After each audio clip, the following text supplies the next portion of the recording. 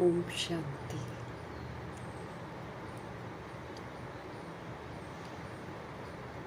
हम सभी आत्माएं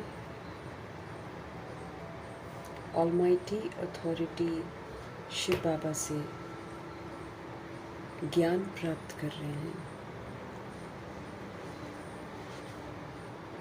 बाबा का कहना है कि ज्ञान मार्ग में एग्जाम्पल बनो और स्कॉलरशिप लो। समझ देते हैं कि सतयुग में प्रवेशता के लिए स्कॉलरशिप चाहिए, मेडल्स चाहिए, सर्टिफिकेट्स चाहिए और पास विद ऑनर की डिग्री चाहिए।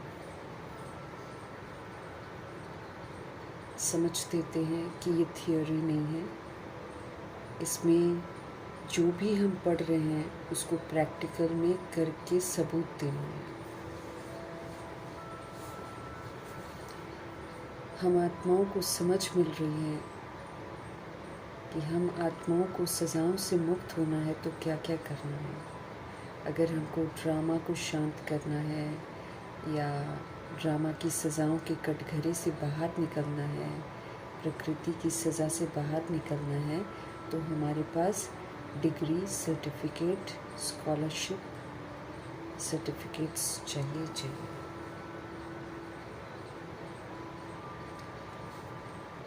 आत्मा का रोल प्ले करने की तरफ ध्यान खिंचवाने वाले परमपिता परमात्मा जी का हम सब तहे दिल से धन्यवाद करेंगे। सारे सर्टिफिकेट, सारे medals, scholarship, pass with honour की डिग्री लेने वाले व्यक्त ब्रह्मा, अव्यक्त ब्रह्मा, गुप्त बड़ी माँ, big brother, great great grandfather का रोल प्ले करने वाली आत्मा ब्रह्मा जी का तहे दिल से धन्यवाद करेंगे। धन्यवाद करते हुए दोनों ज़बरदस्त लाइट्स को हाजिर नाजिर करते हुए मीठे प्यारे शिव पिता परमात्मा जी के महावाक्य हम उन्हीं से समझेंगे। बाबा की समझ जो है पूरे यूनिवर्स में फैले, तत्वों में फैले, प्रकृति में फैले, वायुमंडल में फैले। ये भी दिल से दुआ करेंगे और मीठे बाबा की मीठी समझ यूनिवर्स में मौजूद सभी रूहों तक भी पहुँचे, ये भी हम दिल से दुआ करेंगे। उन रूहों तक पहुँचे जो इस समय वृद्ध शरीरों में हैं और थोड़े से हेल्पलेस है। ऐसी आत्माएं जो हैं देह के रिश्तों से बाहर निकलकर अपने असली सहारा शिव बाबा की तरफ बुद्धि का योग लगाएं और सभी को ताकत मिले सत्य मार्ग पर चलने की, बाबा को याद करने की। मीठे बाबा की मीठी समझ उन रूहों तक पहुँचे जो हमारे साथ नकारात्मकता से कनेक्टेड हैं। सभी आत्माओं का बुद्धि का योग हम आत्माओं से हट जाए, सत्य परमपिता परमात्मा जी के साथ लग जाए, सबके मन शांत हो जाए। मीठे बाबा की मीठी समझ उन रूहों तक पहुँचे जो हमारे साथ लौकिक में कनेक्टेड है। तमाम रूहों का बुद्धि का योग हम आत्माओं से हटे, सत्य परमपिता परमात्मा जी के साथ लगे।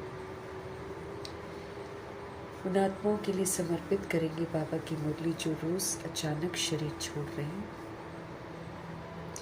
उनसे संबंधित जितनी भी रूहें हैं वो भी बेचैन हैं। सब तक मीठे बाबा की मीठी समझ पहुँचे, दिल से दुआ करेंगे। उन आत्माओं के लिए समर्पित करेंगे जो गर्भ में प्रवेश कर गई हैं। उन आत्माओं के लिए समर्पित करेंगे जो हॉस्पिटलों में पीड़ित हैं और घरों में पीड़ित अवस्था में हैं, जो प्राकृतिक आपदाओं की शिकार हो गई हैं, जो दैहिक हिंसाओं की शिकार हैं।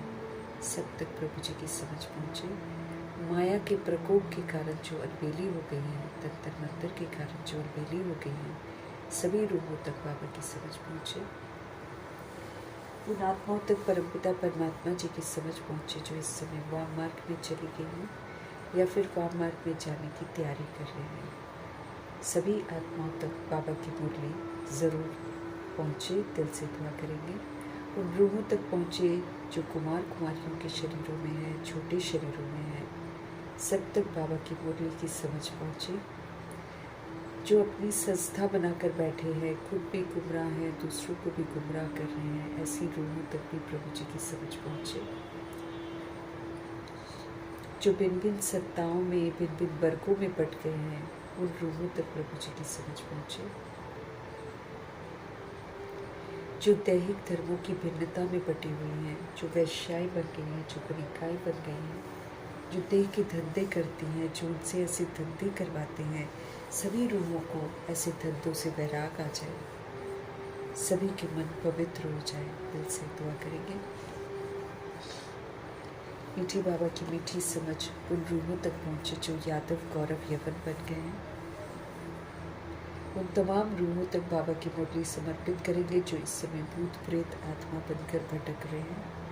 सबको परमपिता परमात्मा की छत्र छाया मिले, सब पवित्र बने और अब घर वापस चलने के लिए तैयार हो जाए। जो तंत्र मंत्र रिद्धि सिद्धियाँ कर रही हैं आत्माएं और जो तांत्रिक विद्या यूज़ कर रही हैं, ऐसी रूहों तक भी बाबा की समझ पहुँचे। सभी आत्माएं अपने स्वधर्म में वापस आकर ऐसे उल्टे कर्मों से मुक्त हो जाएं। दिल से हम सब दुआ करेंगे। जो आत्माएं तरह तरह की जेलों में बंद हैं, काल कोठरियों में बंद हैं, पानी की सजाएं खा रहे, काला पानी की सज़ा खा रहे हैं, ऐसी तमाम रूहों तक, सभी जेलों में जो बंद कैदी हैं, सब तक बाबा की समझ पहुँचे, सबके मन शुद्ध हो जाएं। जो उनको कंट्रोल कर रहे हैं, रूल कर रहे हैं, सभी का बुद्धि का योग सत्य परमपिता परमात्मा जी के साथ लगे। दिल से हम सब दुआ करेंगे।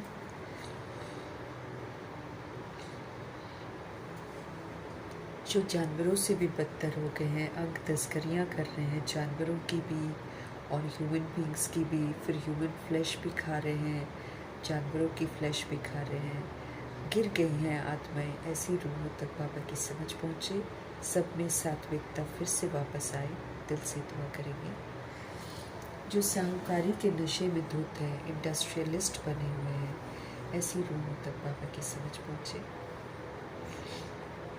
जो फिल्म इंडस्ट्री की रूहें हैं, जो सीरियल्स बनाते हैं, जो गंदे गीत बनाते हैं, आज के जो आत्माएं हैं उनको गुमराह करते हैं, सभी रूहों तक मीठे बाबा की समझ पहुँचे। हर रूह जो है परमपिता परमात्मा जी के साथ जुड़े और दे अभिमान की अश्लीलता से सबको वैराग आ जाए और जो तरह तरह के नशों में धुत हैं, सभी आत्माएं नशों से मुक्त हो जाए, सबको ईश्वरीय नशा चढ़ जाए। दिल से हम सब दुआ करेंगे। उन स्थानों तक, उन आत्माओं तक महावाक्य पहुँचे जहाँ तक अभी पहुँचे नहीं हैं, और अगर पहुँचते हैं तो रूहें अभी तैयार ही नहीं हो रही हैं सुनने के लिए। तमाम रूहों तक मीठे बाबा की मीठी समझ पहुँचे। दिल से हम सब दुआ करेंगे। अपने लिए भी दुआ करेंगे कि हम आत्मा समझकर, आत्मिक स्थिति में स्थित होकर ऑलमाइटी अथॉरिटी शिव पिता परमात्मा के महावाक्यों को उन्हीं से समझें और समझ को फिर हम धारण भी करें और अपने आप को सजाओं से मुक्त करें। इन्हीं दुआओं के साथ हम सब देखेंगे कि हमारे परमपिता परमात्मा आज हम आत्मा को किस विधि से सही दिशा दिखाते हैं। मीठे मीठे बाबा बोले, मीठे बच्चे पर चिंतन छोड़ दो। हम दूसरे का चिंतन करते रहते ना, ये नहीं कर रहा, वो नहीं कर रहा, ऐसे करते हैं हम लोग। पहले तो राह चलते भी बोलते थे और फिर सत्ताओं को लेकर हम लोग बोलते हैं, ऐसा नहीं करना चाहिए, वैसा नहीं करना चाहिए, दूसरों का चिंतन। अब बाबा उनको बोलते हैं कि पर चिंतन करना पतन की जड़ है, हमारा पतन होता है उससे। क्योंकि जब हम पर चिंतन करते हैं तो हम शुभ चिंतन नहीं करते, हम अगले की कमी कमज़ोरियों का चिंतन करते हैं, जिसकी वजह से वो रूह और भी कमज़ोर हो जाती है। तो फिर क्या होता है, गड़बड़ हो गई ना। तो फिर हम अपने ऊपर ध्यान नहीं दे पाते हैं, हम दूसरों पर ही ध्यान देते रह जाते हैं। तो फिर क्या होता है, फिर हमारा पतन हो जाता है।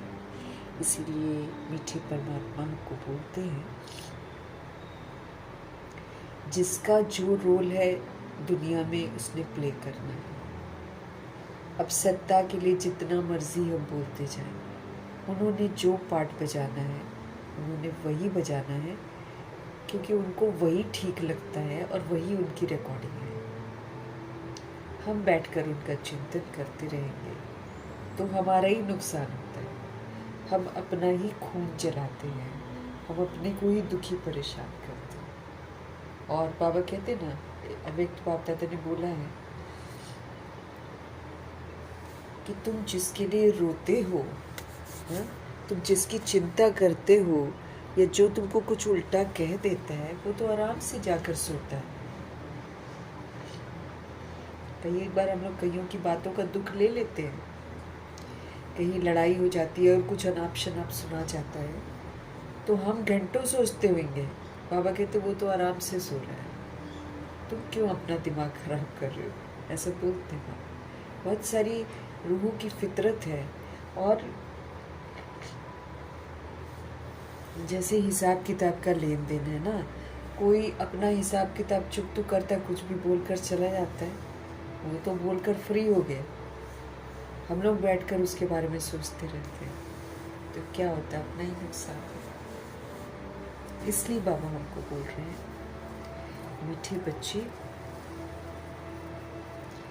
तुम पर चिंतन छोड़ दो कि वो ये नहीं कर रहा, वो नहीं कर रहा है, पता नहीं उसका क्या होगा। ऐसे ऐसे चिंतन छोड़ दो, तुम अपना कल्याण करो। तुम तो सही दिशा में चलो कम से कम। तुम सोने जैसा बनकर औरों को रास्ता बताओ। जब आप में अद्भुत बदलाव आ जाएगा, तो तुम जो बन जाओगे ना, सोना गोल्डन बेदाग, फिर तुम औरों को रास्ता दिखाओ, फिर चल पड़ेंगे लोग। जब तक हम कल्याण अपना नहीं करते हैं और हम औरों का चिंतन करते हैं, तब तक कोई फायदा नहीं है, नुकसान ही है। इसलिए बाबा हमको विधि बता रहे हैं। मीठे मीठे बाबा बोले, मीठे बच्चे पर चिंतन छोड़कर, औरों का चिंतन छोड़कर तुम श्रीमत पर चलकर अपना कल्याण करो। तुम कल्याण करके सोने जैसा बन जाओ और फिर औरों को भी रास्ता बताओ। सोने जैसा बनकर औरों को भी रास्ता बताओ। प्रश्न है, अशरीरी बनने का अभ्यास जो सदा करते रहते हैं, उनकी मुख्य निशानी सुनाओ। अशरीरी बनने का अभ्यास हमको करना है, क्योंकि शरीर को छोड़ना है। तो शरीर में रहते हुए मुझे इसका अभ्यास करना है। तो अशरीरी बनने का अभ्यास जो सोल्स करती रहती हैं, बाबा कहते हैं उनकी मुख्य निशानी सुनाओ। उत्तर है, वे हठ से अपनी कर्म इंद्रियों को वश नहीं करते। एक होता ना जिद से करना, कष्ट देकर करना, ऐसे नहीं करते। वो हठ से अपनी कर्म इंद्रियों को वश नहीं करते हैं, लेकिन उनकी कर्म इंद्रियां जो है ना, वो स्वतः ही शीतल हो जाती हैं। वो बाबा की अशरीरी बनने का अभ्यास करते करते उनका प्यूरिफिकेशन होता रहता है और उनकी कर्म इंद्रियां नेचुरल वे में शीतल हो जाती है, जो अशरीरी बनने का अभ्यास करते हैं। कर्म इंद्रियां शीतल हो जाना मतलब उनकी जो चंचलता है, उनकी जो शैतानियत है, वो खत्म हो जाती है। हम आत्मा भाई भाई है, ये स्मृति उनको स्वतः ही रहती है। हम आत्मा भाई भाई है, ये स्मृति स्वतः ही रहती है। देह का अभिमान जो है ना, वो छूटता ही जाता है। नाम रूप का नशा खत्म होता ही जाता है, दूसरों की याद फिर उनको नहीं आती है। ये निशानी है उनकी जो अशरीरी बनने का अभ्यास करते हैं। बाबा कहते हैं वो हट नहीं करते हैं, जिद नहीं करते हैं, कष्ट नहीं देते हैं अपने आप को कि कष्ट दे रहे हैं। हट वाले तो कष्ट देते हैं। तो बाबा कहते हैं जो अशरीरी बनने का अभ्यास करते वो हट नहीं करते हैं, हट से अपनी कर्म इंद्रियों को सख्ती से वो नहीं करते हैं वश, लेकिन अशरीरी बनने का अभ्यास करते करते उनकी जो कर्म इंद्रियां हैं, उनकी शैतानियत, उनकी चंचलता अपने आप समाप्त हो जाती है। उनकी कर्म इंद्रियां स्वतः ही शीतल हो जाती हैं। हम आत्मा भाई भाई हैं, ये स्मृति भी उनको स्वतः ही रहती है, इनको जो अशरीरी बनने का अभ्यास करते हैं। देह अभिमान जो है वो छूटता ही चला जाता है। नाम रूप का जो नशा है वो भी खत्म होता जाता है। दूसरों की फिर उनको याद नहीं आती है, दूसरों की याद नहीं आती। ये निशानी है, हमको देखते रहना है, क्योंकि हमको भी अशरीरी बनने का अभ्यास करना है। तो हम भी देखते जाए कि क्या हमारा देह अभिमान छूट रहा है, क्या भाई भाई की स्मृति नेचुरल हो गई है, नाम रूप का नशा जो है क्या खत्म होता जा रहा है, दूसरों की याद तो नहीं आती है, चेक करना है। गीत है तू प्यार का सागर है, तेरी एक बूंद के प्यासे।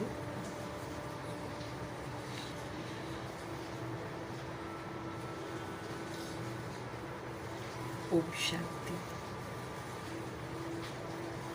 ये कोई सिर्फ प्यार का सागर नहीं है, ज्ञान का सागर है। सिर्फ प्यार नहीं है, समझ भी देते हैं, सब कुछ ही देते हैं, जो भी उनको चाहिए ना वो सब कुछ देते हैं बाबा। तो ये कोई सिर्फ प्यार का सागर नहीं है, ज्ञान का सागर है। ज्ञान और अज्ञान, ज्ञान को दिन कहते हैं और अज्ञान को रात कहते हैं। जब हमको बेसमझ हो जाते हैं तो वो रात कहलाती है, और जब बाबा हमको समझ देते हैं अमृत वेले संगम युग में, फिर हम इसकी प्रारब्ध जो भोगते हैं वो फिर हम दिन में चले जाते हैं, ज्ञान का दिन।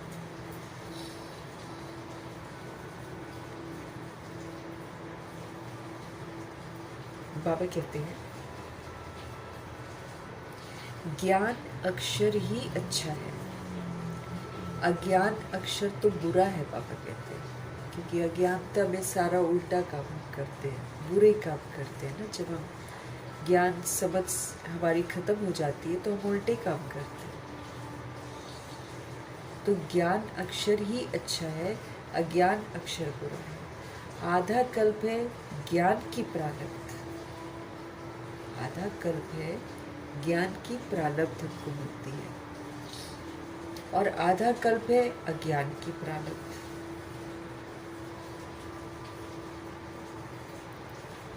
द्वापर युग कलयुग हम अज्ञानता में चलते हैं तो देखो कि उसका नतीजा क्या हो जाता है। और जब हम संगम युग में ज्ञान लेते हैं तो आधा कल्प ज्ञान का कितना सुंदर चलता है। आत्मा इस समझ से पाठ बजाती है सत्युग त्रेता युग में।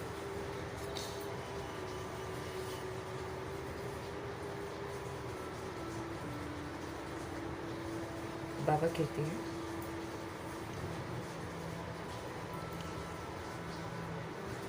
ज्ञान की प्रारब्ध, आधा कल्प है अज्ञान की प्रारब्ध। अज्ञान की प्रारब्ध से हमको दुख मिलता है और ज्ञान की प्रारब्ध से हमको सुख मिलता है। अभी हम बाबा के कहे अनुसार चलते हैं ज्ञान में तो हमको सुख मिलता है। 2500 ईयर्स बाबा पूरा सुख घनेरे देते हैं जहाँ पर दुख का नाम निशान नहीं होता। और फिर जब हम द्वापर युग कलयुग में भूल जाते हैं अपने आप को, और दे समझते हैं तो फिर इससे आपको दुख की प्राप्ति होती है।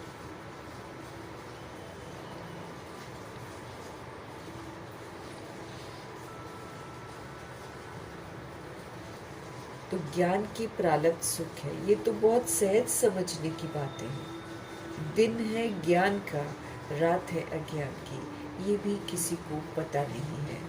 ज्ञान किसको कहा जाता है नहीं मालूम है, अज्ञान किसको कहा जाता है ये बेहद की सारी बातें हैं। ज्ञान किसको कहा जाता है, अज्ञान किसको कहा जाता है, ये सारी बेहद की बातें हैं। तुम सबको समझाते हो कि ज्ञान क्या है और भक्ति क्या है। ज्ञान से तुम पूज्य बन रहे हो, और जब पूज्य बन जाते हो तो पूजा की सामग्री को जान जाते हो। जब हम पूज्य बन जाते हैं तो पूजा की सामग्री को हम जान जाते हैं। ये भी तुम जानते हो कि ये जो मंदिर आदि हैं ये सब यादगार है। आत्माएं इस समय पवित्र बनती हैं, स्वर्ग की स्थापना में शिव बाबा की मददगार बनती हैं, आत्म अभिमानी बनकर शालिग्राम बनती हैं, तो फिर उनके यादगार बनते हैं। आत्मा अपनी ऊंची स्थिति बनाती है तो उस ऊंची स्थिति के लिए मंदिर बनते हैं, तो पूजा होती है। तो जो बाबा के कार्य में इस समय मददगार बनते हैं, जो पूजनीय बनते हैं, सतो प्रधान बनते हैं, सतोगुणी बनते हैं, आत्म अभिमानी बनते हैं, उनकी फिर शिव बाबा के साथ पूजा होती है। बाबा कहते हैं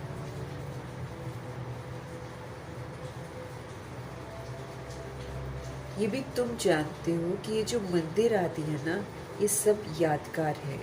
उनकी जीवन कहानी को भी तुम जानते हो। जिनके मंदिर बनते हैं उनकी जीवन कहानी बाबा ने अब हमको बताई है, तो हम उनकी जीवन कहानी को भी जानते हैं। जो पूजा करने चाहते हैं वो खुद नहीं जानते हैं। जब हम भी पूजा करने जाते थे तब हमको भी नहीं मालूम था कि हम इनकी पूजा क्यों कर रहे हैं, कौन है ये। बस घर के सदस्य सिखा देते हैं, हम फिर वही करना शुरू करते हैं। लेकिन अब तो हम जीवन कहानी को जानते हैं। लेकिन बाबा कहते हैं जब पूजा करने जाते हैं ना तब नहीं जानते।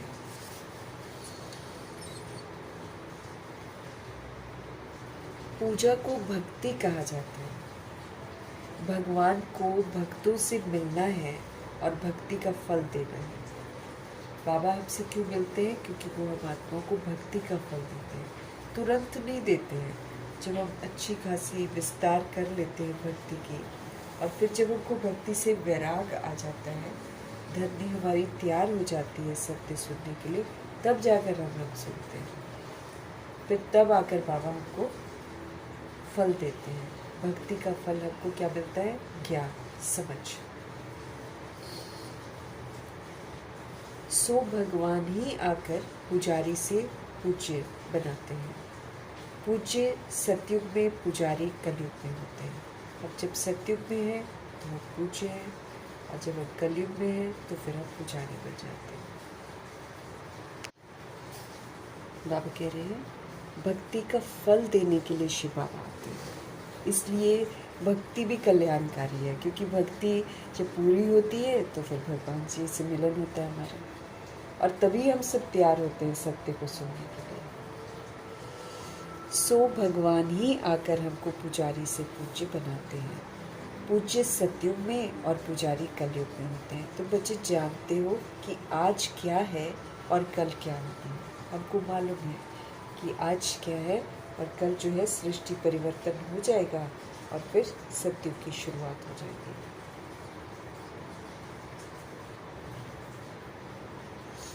विनाश वो तो जरूर होने का है, कोई भी समय हो सकता है ना। आग जब लग जाएगी, अचानक लगेगी ना, लगी तो हुई ही है, लेकिन भड़केगी एक साथ अचानक।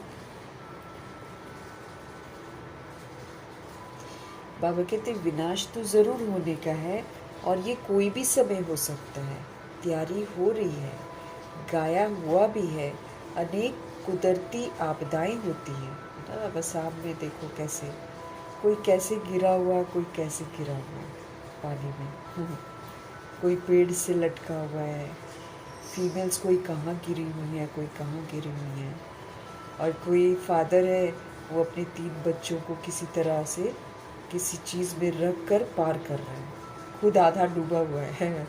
ऐसा हाल हो रहा है असम में। तो इस तरह के जो हादसे हैं, आपदाएं हैं, सब जगह होंगी। अब क्या है, ये जो ऐसे एरियाज़ हैं जहाँ पर पानी बहुत है, तो लोग फिर मछलियाँ खाते भी हैं, है ना, और फिर नॉन वेज जो सी एनिमल्स है वो भी खाते हैं। फिर और भी तो हम लोग विकार में चले जाते हैं, कितना सारा हम लोग नुकसान करते हैं ना। इसलिए प्रकृति फिर ऐसी आपदाएं लेकर आती है। अब हम साक्षी होकर देखते हैं, लेकिन जब तक बॉडी में इंसान होता है, कितना उसको देह अभिमान होता है, कितनी अकड़ होती है, कितना उसके अंदर में मेरा मेरा होता है। लेकिन 1 सेकंड में जब प्रकृति ढेर करती है तो कोई कैसे मरा हुआ होता है। तो बाबा कहते हैं अनेक कुदरती आपदाएं भी होती हैं। अब ये बाढ़ वगैरह, भूकंप वगैरह, ये नेचुरल कैलामिटीज़ है, ये बाबा नहीं करते हैं। ये चूँकि हम प्रकृति को ऐसा कर देते हैं, इसलिए फिर प्रकृति हमसे हिसाब लेती है। वो भी क्या करती है, हमारी बॉडी को ख़राब करती है, ये ख़त्म कर देती है ना। तो रूह फिर तड़प कर देख कर रियलिटी उसको पता चल जाता है कि क्यों उसके साथ ऐसा हुआ।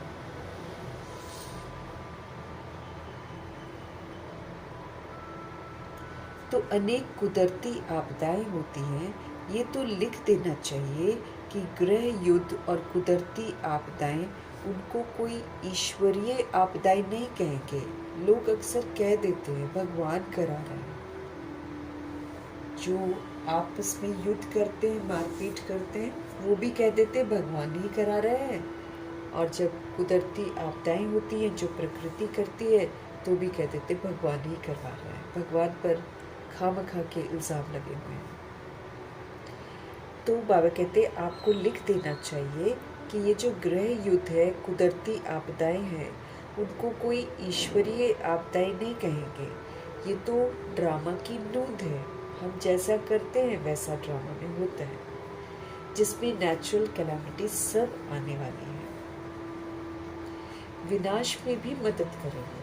ये नेचुरल कैलामिटीज़ जो है, अब इतना तो विस्तार हो गया, अब इतना सब कुछ, इतना फर्नीचर, इतना जो इकट्ठा हमने कर रखा है, उसको विनाश कौन करता है? ये नेचुरल कैलामिटीज़ ही उसकी सफाइयाँ करती है।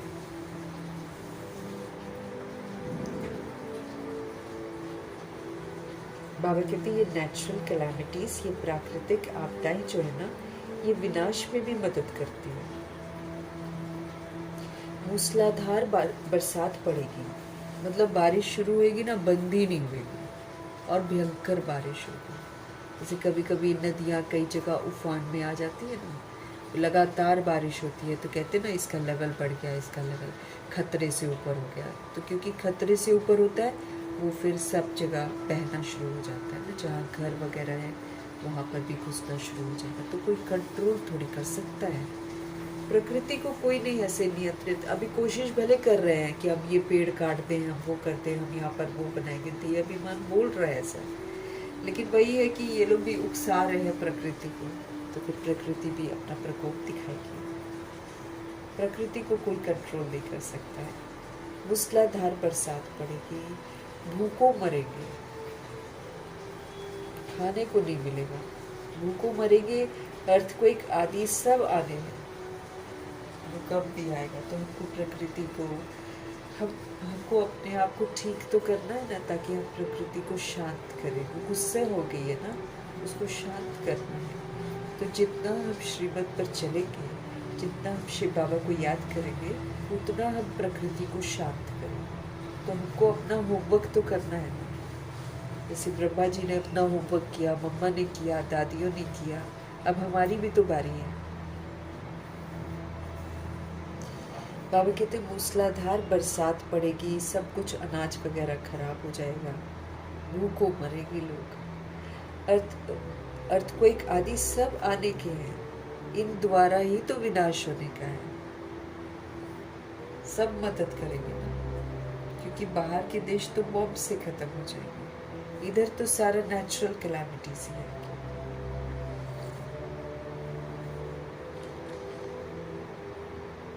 बच्चे जानते हैं ये तो ज़रूर होने का है। अब हम बाबा के बच्चे बन गए हैं ना, तो हम जानते हैं कि ये सब होने का है।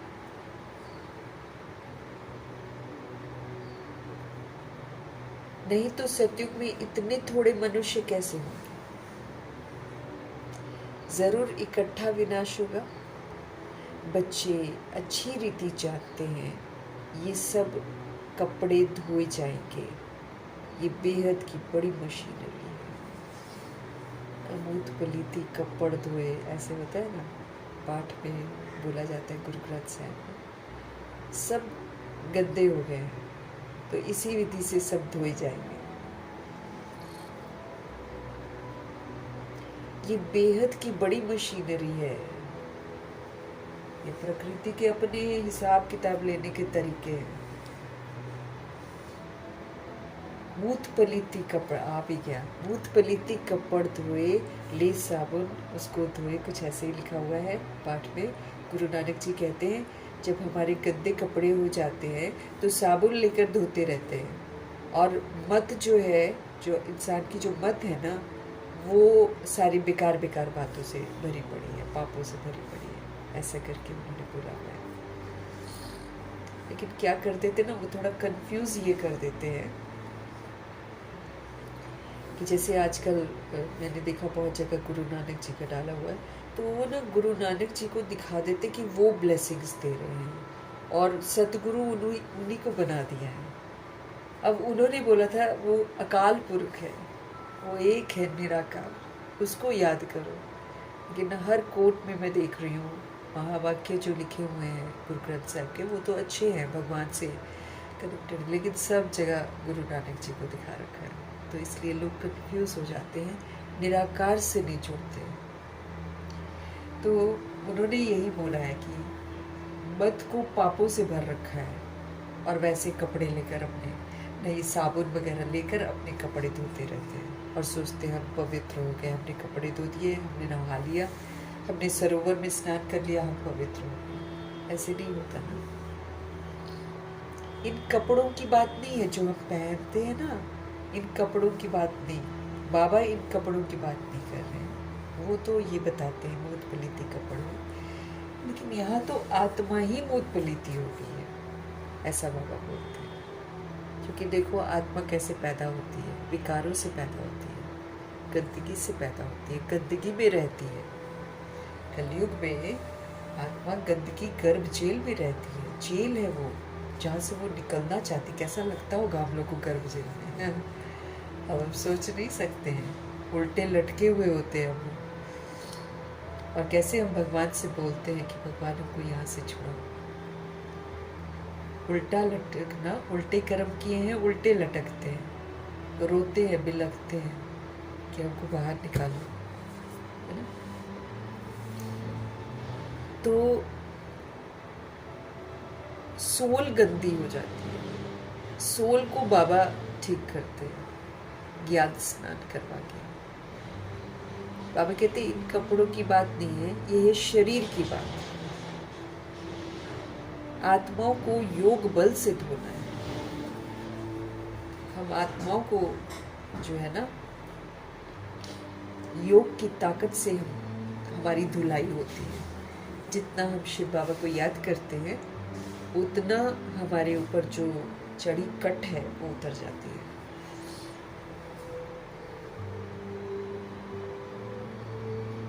बाबा कहते हैं इन कपड़ों की बात नहीं है, ये शरीर की बातें वो लोग तो करते हैं ना। तो आत्माओं को योग बल से धोना है। इस समय 5 तत्व तमो प्रधान है, तो शरीर भी हमारे तमो प्रधान ही बनते हैं, क्योंकि हमने पूरे विकारों में जाकर पूरे तत्वों को ही हमने बेकार बना दिया है, तमो प्रधान बना दिया। मतलब देखो बाबा हमको बार बार क्या बोलते हैं, तुम ही रचता हो, तुम्हारी ही तो रचना है, तुमने बना रखी है। इसीलिए हम कभी कभी वो हो जाते हैं ना, विस्मृत हो जाते हैं, तो हम सत्ताओं को भी बोल देते हैं कि ये ऐसे वो हो गए, आज की कौम को बोल देते हैं देखो कैसे बिगड़ रहे हैं वो है। लेकिन प्रभु जी हमको यही बोल रहे हैं, रचता तुम ही हो, तुम बिगड़ते हो तो जग बिगड़ता है। की शुरू में आने वाली आत्माएं जो है, सतयुग त्रेता युग में आने वाली आत्माएं बिगड़ती हैं तो द्वापर कलयुग की आत्माएं बिगड़ती हैं। अब जो सोचो, हमारे को देखकर जो बिगड़ा है, क्या हम उसको दोष दे सकते हैं? नहीं दे सकते, हम तो खुद ही बिगड़े हुए हैं। इसलिए बाबा बोलते हैं, जब तुमको देखकर वो लोग बिगड़ गए तो तुम सुधर जाओ, तो तुमको देखकर सुधर भी जाएंगे वो लोग। हमारे में आत्मिक जागृति आ जाएगी, सब में आ जाएगी। इसलिए हमको क्वेश्चन नहीं करना है, इसलिए हमको देखते हुए किसी को नहीं देखना है कि कौन क्या कर रहा है। ये हमारे ही कर्मों का परिणाम हमारे सामने आ गए। हम लोग गंदा नहीं इतना करते हैं, लेकिन जिसने आते ही गंदगी देखी है तो वो फिर ज्यादा गंदा करता है।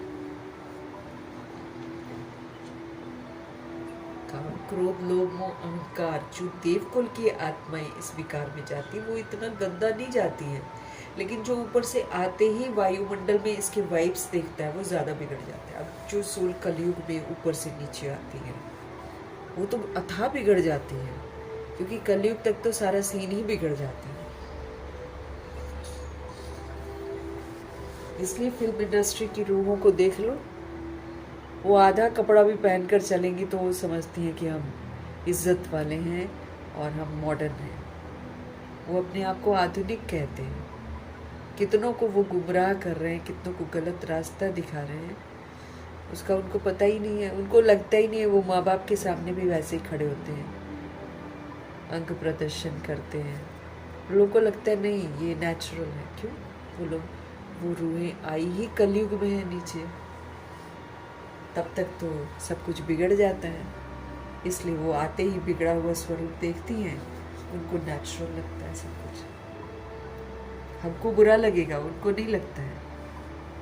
उनको नहीं लगता है कि हम माँ बाप के सामने खड़े हैं, लड़कियां खड़ी हैं, कैसे कपड़े पहनकर खड़ी हैं, उनको नहीं लगता है।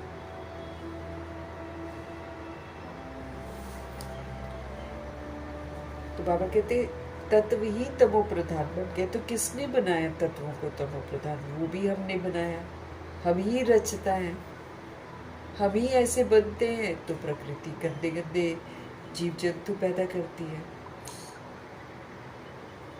बाबा कहते ना, आत्मा ही बिच्छू टिंडन बन जाती है, डंक मारती है दूसरों का, है ना, मारते हैं ना डंक, अपने शब्दों से भी, संकल्पों से भी, और वैसे भी दुश्मनी करते हैं, बदले की भावना रखते हैं। तो देखो जानवर भी वैसे बन गए। इंसान मेरा तेरा करता है, डॉगीज देख लो मेरा तेरा कैसे करते हैं।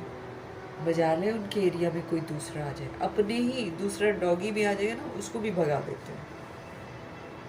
सब किसका इफेक्ट पड़ रहा है? ह्यूमन बींग्स का इफेक्ट पड़ रहा है। तो बाबा कह रहे इस सभी 5 तत्व तमो प्रधान है, तो फिर शरीर भी तमो प्रधानता वाले बनते हैं, तमो प्रधान तत्वों से बनते हैं। तत्वों से बना हुआ शरीर है ना, इसीलिए देखो जब ये खत्म होता है 5 ही तत्व यूज करते हैं जलाने के लिए, अग्नि भी यूज करते हैं, फिर उसको नहलाते भी हैं, सब कुछ करते हैं। धरा पर ही उसको लेटाते हैं। तो 5 तत्वों से शरीर बना, 5 तत्व में विलीन हो जाता है।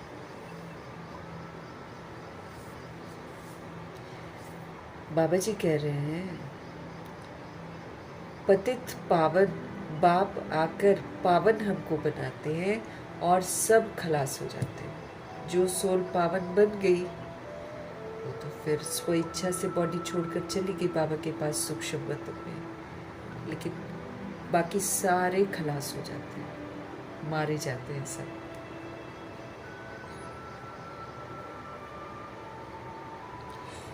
तुम जानते हो पावन कैसे बनते हैं? बाबा कहते तुम जानते हो कि पावन कैसे बनते हैं। रास्ता बहुत सहज बताते हैं, मनुष्य वो तो कुछ भी नहीं समझते।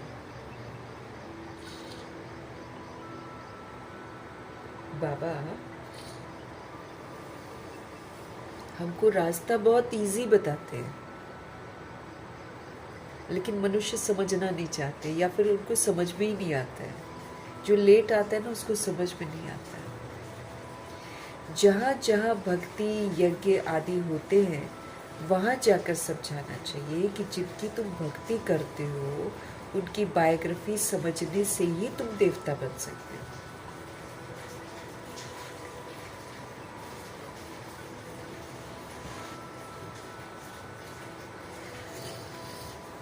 जहाँ जहाँ भक्ति यज्ञ आदि होते हैं ना, वहाँ जाकर तुमको समझाना चाहिए कि जिनकी तुम भक्ति करते हो, उनकी बायोग्राफी समझने से ही तुम देवता बन सकते हो। उन्होंने जीवन मुक्ति कैसे पाई, सो तो समझो, तो तुम भी जीवन मुक्ति पा सकते हो। उनको बताना है कि उन्हें कैसे जीवन मुक्ति मिली। अगर तुम समझोगे ना, तो तुम भी जीवन मुक्ति पा सकते हो। जीवन में रहते हुए मुक्त अवस्था में रहना, है ना। कोई भी बंधन नहीं, आराम से रहना, खुशी खुशी रहना, स्व इच्छा से शरीर लेना, स्व इच्छा से छोड़ना, ये सारा जीवन मुक्ति में आ जाता है। मंदिरों में बैठ जीवन कहानी समझाने से आत्माएं अच्छी रीति समझेंगी। अगर मंदिरों में जाकर समझाते हैं तो फिर भक्तों को समझ में आएगा। तुम भी बाप से अभी जीवन कहानी सुनते हो। हमको भी पहले नहीं मालूम था, अभी हम भी शिव बाबा से ही तो सब कुछ सुनते हैं। तुम भी बाप से अभी जीवन कहानी सुनते हो। तुम बच्चों को कितनी समझ मिलती है। परम पिता परमात्मा की जीवन कहानी कोई भी नहीं जानते इस दुनिया में। जीवन कहानी कोई भी नहीं बता सकता है। सर्वव्यापी भगवान जी को कह देते हैं, तो सर्वव्यापी कहने से जीवन कहानी थोड़ी हो जाती है। तुम बच्चे अभी परम पिता परमात्मा की जीवन कहानी को भी जानते हो। तुम बच्चे अभी परम पिता परमात्मा की जीवन कहानी को भी जानते हो, यानी कि तुम आदि मध्य अंत को जानते हो। जीवन कहानी को जानते हो, यानी कि तुम आदि मध्य अंत को जानते हो। इस समय को आदि कह के कि भगवान आकर कैसे रचना रचते हैं, ब्राह्मण बनाते हैं ना, कैसे हमको सत्य का वर्षा देते हैं, सारी समझ तो हमको अभी मिलती है। तो हम ड्रामा के आदि मध्य अंत को जानते हैं। इस समय को आदि कहेंगे, शुरुआत कहेंगे। जबकि बाप आकर पतितों को पावन बनाते हैं, फिर मध्य में भक्ति का पाठ चलता है। जबकि बाप आकर पतितों को पावन बनाते हैं, फिर मध्य में भक्ति का पाठ चलता है। बाप हमको कहते हैं, इस समय मैं आकर स्थापना करता हूँ और कराता हूँ। बाप कहते हैं, इस समय मैं आकर स्थापना करता भी हूँ और कराता भी हूँ। करन करावन हार हूँ मैं। बाप कहते हैं, इस समय मैं आकर स्थापना करता भी हूँ और कराता भी हूँ। करन करावन हार हूँ मैं। प्रेरणा को करना नहीं कहेंगे। कोई इंस्पायर करता है दूर से, उसको थोड़ी बोलते हैं। प्रेरणा को करना नहीं कहेंगे, भगवान जी खुद आते हैं। भगवान कहते हैं, इस समय मैं खुद आकर ये स्थापना का कार्य करता हूँ और फिर कराता भी हूँ। मैं करन करावन हार हूँ। लेकिन लोग क्या समझते हैं, सब कुछ भगवान कराते हैं, लेकिन भगवान सब कुछ सुंदर करवाते हैं। बात वाला तो हम बिगाड़ते हैं, वो भगवान थोड़ी बिगाड़ते हैं। प्रेरणा, इंस्पिरेशन को बाबा कहते करना थोड़ी कहते हैं प्रेरणा। बाबा आकर इनकी कर्म इंद्रियों के द्वारा, ब्रह्मा जी की कर्म इंद्रियों के द्वारा करते हैं। इसमें प्रेरणा की तो कोई बात ही नहीं है। करन करावन हार तो जरूर फिर सामने आकर ही कराएंगे ना। करन करावन हार जो है शिव बाबा, वो तो सामने आकर ही कराएंगे ना, जरूर सम्मुख होकर ही कराएंगे। प्रेरणा से कुछ भी नहीं हो सकता, बाबा कहते हैं। अगर हम सोचे ना कि इस इंस्पिरेशन से कुछ होता है, तो नहीं होता है। प्रेरणा से कुछ भी नहीं हो सकता है। आत्मा के बिगर शरीर कुछ भी नहीं कर सकती है। बहुत कहते हैं ईश्वर ही प्रेरणा से सब कुछ करते हैं। बाबा आप प्रेरणा करो, हमारे पति की बुद्धि ठीक हो जाए। शिव बाबा कहते हैं प्रेरणा की तो इसमें बात ही नहीं है। फिर शिव जयंती क्यों मनाई जाती है? अगर इंस्पिरेशन की बात है तो फिर शिव जयंती किस लिए मनाई जाती है? प्रेरणा से काम हो तो फिर तो आए ही क्यों बाबा? अगर दूर से ही काम चलता हो कि बाबा वहाँ से हमको इंस्पिरेशन दें और मेरे तक पहुँच जाए और मैं समझ जाऊँ, हम तो इतने पतित हो जाते हैं, हमको तो कुछ भी समझ में नहीं आएगा। इसलिए भगवान को पतित शरीर लेकर एकदम जैसे होता है ना, जिस लेवल पर हम लोग होते हैं उसी लेवल पर साकार में आकर फिर हमको समझाते हैं। तो भी देखो आधों को समझ नहीं आता। तो प्रेरणा से कहाँ से हमको समझ में आ जाता है? तो बाबा कहते हैं अगर प्रेरणा से काम हो जाता तो फिर बाबा आते ही क्यों? एक तो ईश्वर क्या चीज है ये नहीं जानता कोई। सिर्फ क्या कह देते हैं? सिर्फ कह देते हैं ईश्वर की प्रेरणा से सब कुछ होता है, ऐसा बोलते हैं।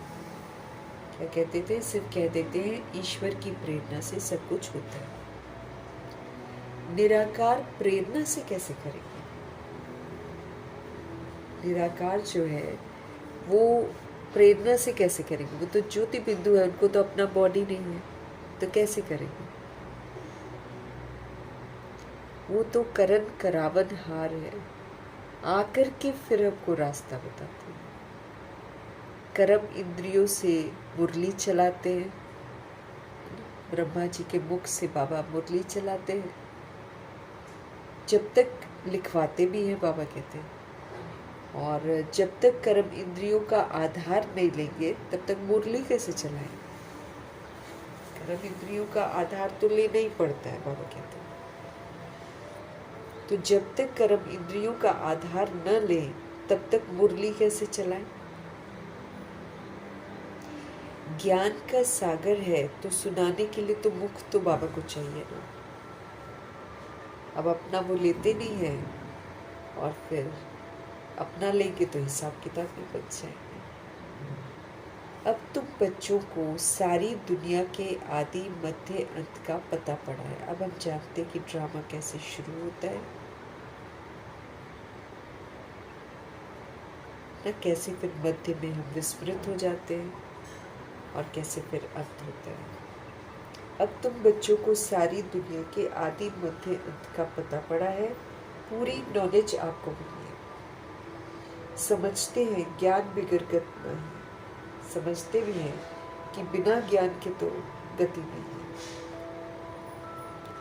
ज्ञान फिर कौन दे? अज्ञान मार्ग और ज्ञान मार्ग में फर्क तो देखो ना। अज्ञान में क्या हम बन जाते हैं, कलयुगी बन जाते हैं, दाग लग जाते हैं।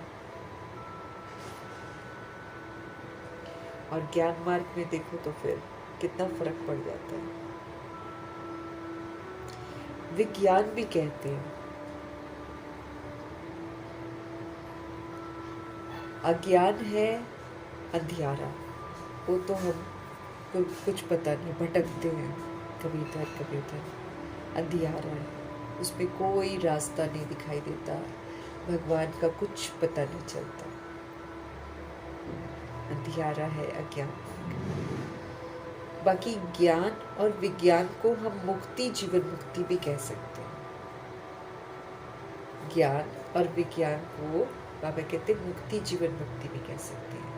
अब जैसे ज्ञान हमको मिलता है, समझ मिलती है, समझ मिलते मिलते जब हम उसको प्रैक्टिकल में यूज करते हैं तो फिर हम उसका स्वरूप बन जाते हैं।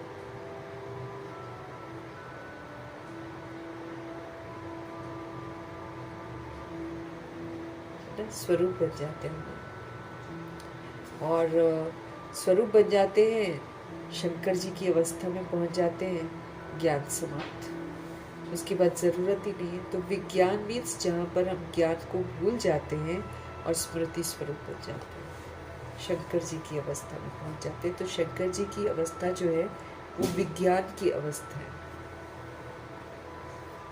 वहाँ पर ज्ञान नहीं है, वहाँ पर परमपिता परमात्मा के साथ एकदम अटूट कनेक्शन हो जाता है और स्मृति रूप होती है कि हम आत्मा परमात्मा, बस और कुछ नहीं। तो बाबा कह रहे हैं हमको कि बाकी ज्ञान और विज्ञान को हम मुक्ति, जीवन मुक्ति भी कह सकते हैं। तुमको अब पावन बनने का ज्ञान मिलता है, अब हमको समझ मिलती है कि कैसे हमको पावन बनना है। तुम स्वदर्शन चक्रधारी बनते हो, तुमको स्व का दर्शन होता है, आत्मा का दर्शन, और फिर कैसे आत्मा ड्रामा में चक्र लगाती है उसकी समझ मिलती है, और आप उसको बुद्धि में अपने फिराते रहते हो, तो क्या कहलाते हैं? स्वदर्शन चक्रधारी।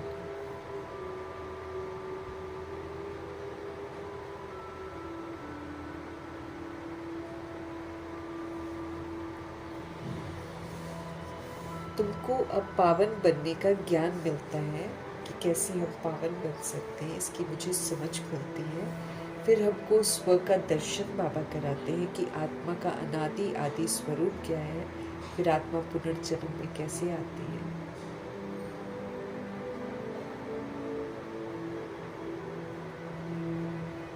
तो स्वदर्शन चक्रधारी 5 स्वरूपों की समझ मिलती है।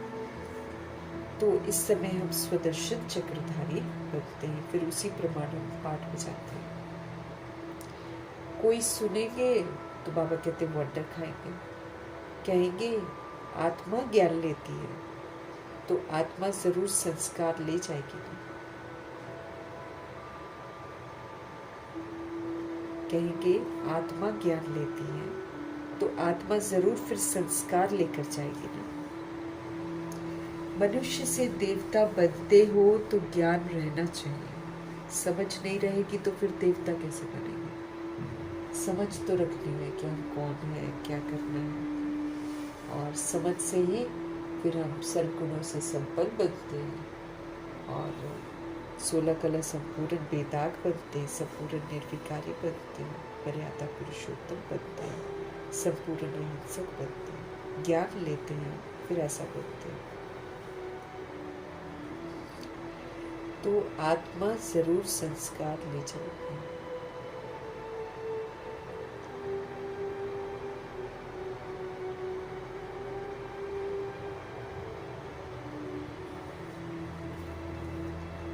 मनुष्य से देवता बनते हो तो ज्ञान आपको रहना चाहिए ना। बाबा कहते समझ रहनी चाहिए, तभी तो हम समझ वाला पाठ बजाएंगे। परंतु बाप समझाते हैं ये पुरुषार्थ है प्रारब्ध के लिए। हमको पुरुषार्थ करना है ताकि हम अपने लिए सच्ची कमाई करें, प्रारब्ध हम अपनी बनाएं।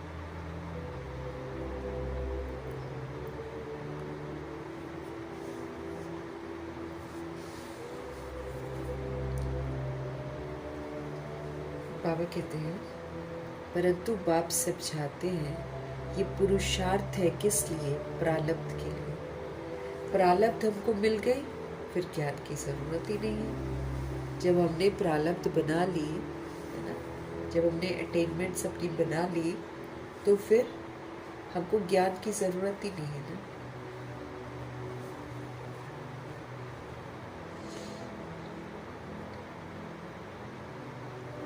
सतयुग है ही तुम बच्चों के लिए प्रारब्ध। अब वहाँ पर किसी को ज्ञान नहीं है, क्योंकि जो उन्होंने पुरुषार्थ करना था, संस्कार बनाने थे, उन्होंने बना लिए, अब उनको मिल गए प्रारब्ध। ये बातें सुनने से ही वंडर खाएंगे, आत्माएं सुनेगी ना तो वंडर खाएंगे। ये ज्ञान परंपरा क्यों नहीं चलता? बाप कहते हैं क्योंकि ये प्राय लोप हो जाता है। जब हम बन जाते हैं तो आत्माएं भूल जाती है, प्रारब्ध बन जाती है ना तो भूल जाती है।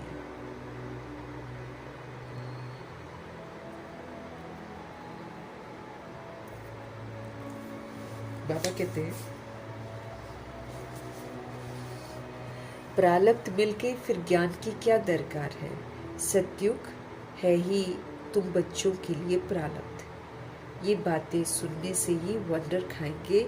ये ज्ञान परंपरा क्यों नहीं चलता है? क्योंकि बाबा कहते हैं कि फिर ये प्रायलोप हो जाता है। इस इससे जो बंधते हैं वो देवी देवता पाठ बजाते हैं और भक्ति मार्ग में यादगार बन जाते हैं, लेकिन ज्ञान नहीं होता है। जब सतयुग त्रेता युग में देवता होते हैं तो ज्ञान नहीं होता उनके पास, है ना। और ऐसे ही जब भक्ति मार्ग में यादगार बनते हैं, वहाँ भी मूर्तियाँ होती हैं लेकिन ज्ञान नहीं होता, तो क्या हो जाता है, प्रायलोप हो जाता है। अर्थात इसकी जो प्रालब्ध और यादगार है वो रह जाते हैं, लेकिन ज्ञान नहीं होता किसी के पास।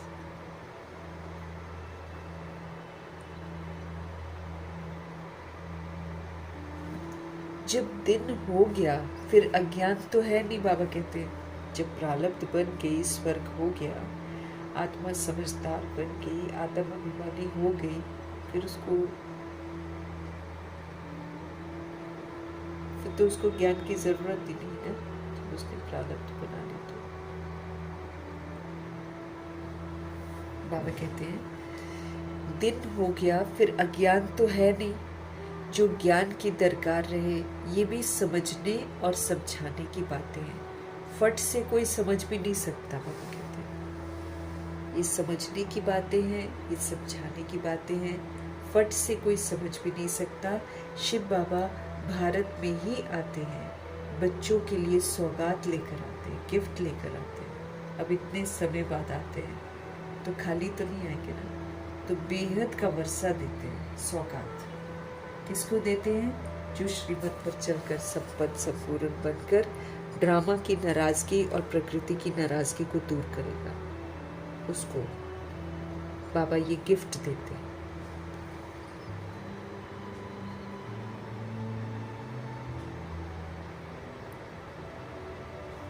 बाबा कह रहे हैं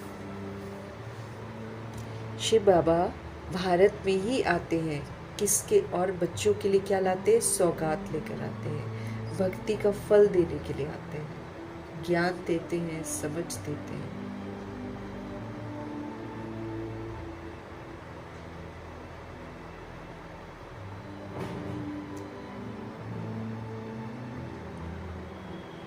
भक्ति के बाद है सदगति, भक्ति से तो हमारी हो जाती है दुर्गति।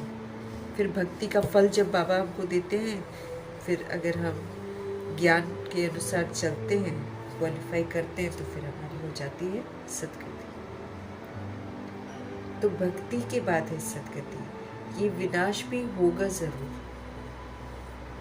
आसार खड़े हैं सामने, तुम सुनते रहेंगे। चिंगारी लगती है तो 1-2 घंटे में सारा मकान जलकर भस्म हो जाता है। ये कोई नई बात नहीं है, बाबा कहते हैं।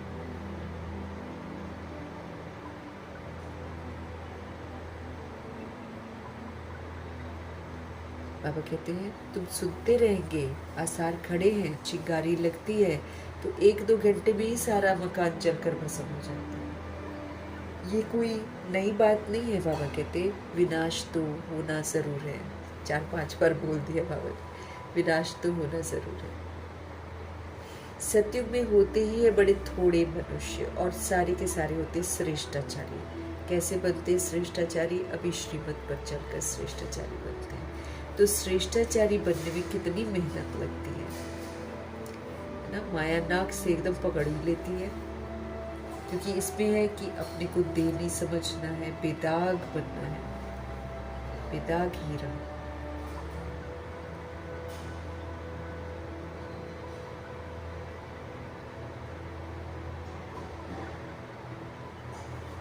श्रेष्ठाचारी बनते हैं और बहुत थोड़े ही बनते हैं, इसलिए बहुत थोड़ों को सत्युग का वर्षा मिलता है। तो श्रेष्ठाचारी बनने में कितनी मेहनत लगती है।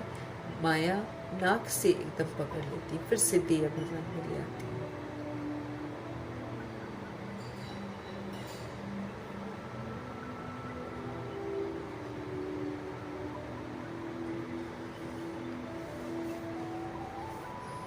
माया नाक से एकदम पकड़ लेती, अहंकार में ले आती है। नाक से पकड़ना मीन्स अहंकार में ले आना। किसी ने कुछ कहा, अपमान फील हो जाएगा। ऐसे गिरने वालों को चोट बहुत लगती है। जो गिर जाते हैं ना, अपमान फील करते हैं या फिर जो विकारों में चले जाते हैं, आकर्षित देह अभिमान जिनमें आ जाता है, देह का अभिमान आ जाता है ना, तो ये देह का अभिमान जो है ये हमको पकड़ लेता है। फिर बाबा कहते जो देह अभिमान में आकर गिर जाते हैं तो उनको फिर बहुत चोट लगती है, सजाएं मिलती है, टाइम लग जाता है। बड़ी से बड़ी चोट है काम विकार की, इसलिए कहा जाता है काम महाशत्रु है।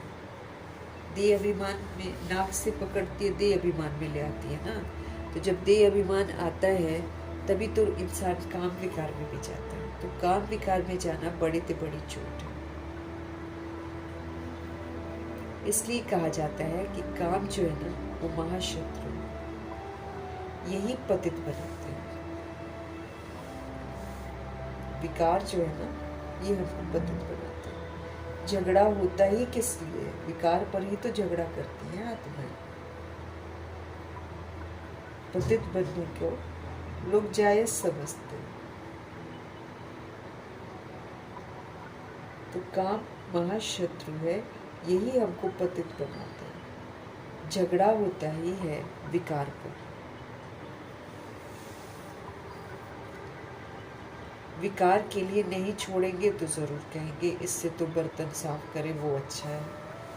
शुरू में तो करते थे लोग, अब कईयों को घर में नहीं सहयोग मिलता है पवित्र रहने का, तो विकार के लिए जब नहीं छोड़ते हैं तो फिर शुरू में क्या किया उन्होंने, इससे तो हम बर्तन ही साफ कर लें वही अच्छा है,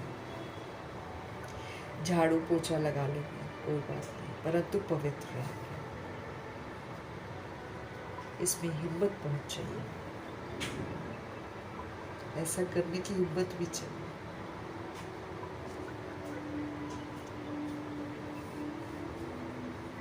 जब कोई बाप की शरण में आते हैं तो फिर माया लड़ना शुरू कर देती है। हम जैसे बाबा के बनते हैं, हमारी कमी कमजोरियां ये इमर्ज होना शुरू हो जाती हैं। बाबा कहेंगे ऐसे नहीं करो, फिर बार बार गुस्सा आ जाएगा, फिर उल्टा काम कर लेते हैं।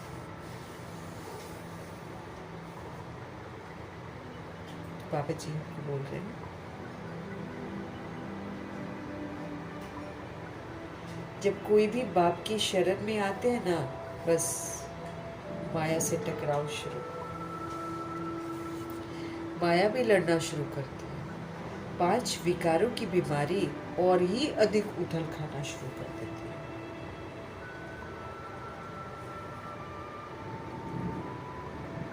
पांच विकारों की बीमारी बाबा कहते और ही अधिक उथल खाती है। पहले तो पक्का निश्चय बुद्धि होना चाहिए आपको, पहले तो पक्का निश्चय बुद्धि होना चाहिए। जीते जी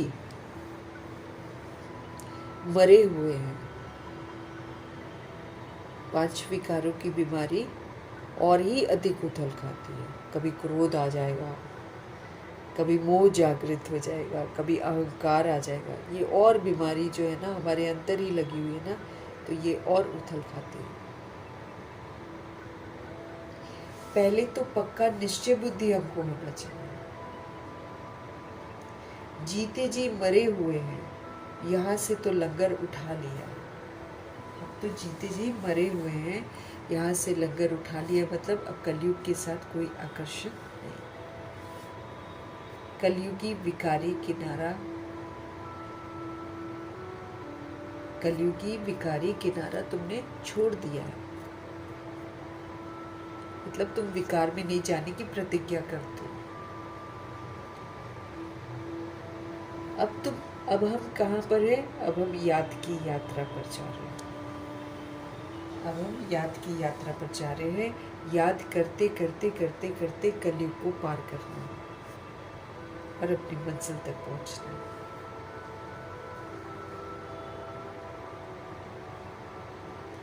कलयुग को पार करेंगे ना, रिटर्न जर्नी है ना, फिर द्वापर युग को पार करेंगे, फिर त्रेता युग तक पहुंचेंगे तो शीतलता आ जाएगी, फिर उसके बाद पुरुषार्थ करेंगे तो गोल्डन एज बन जाएंगे।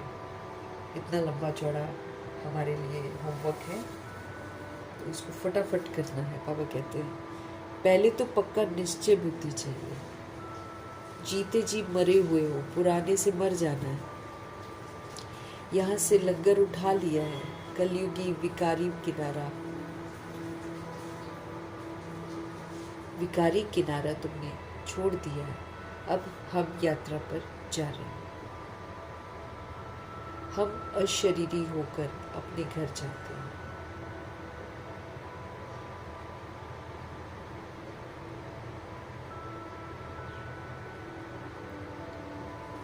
अब हम यात्रा पर जा रहे हैं। हम अशरीरी होकर अपने घर जाते हैं, बिना बॉडी के हम अपने घर जाएंगे। आत्मा को ये ज्ञान है कि हम एक शरीर छोड़ दूसरे में जाएंगे। हम गृहस्थ व्यवहार में रहते कमल फूल समान पवित्र बन यात्रा पर रहते हैं। अब कुछ सेंटर्स पर है, कुछ मधुबन में है, कुछ आत्माएं घर में रहती हैं। तो गृहस्थ व्यवहार संभालते हुए कमल फूल समान आपको पवित्र बनकर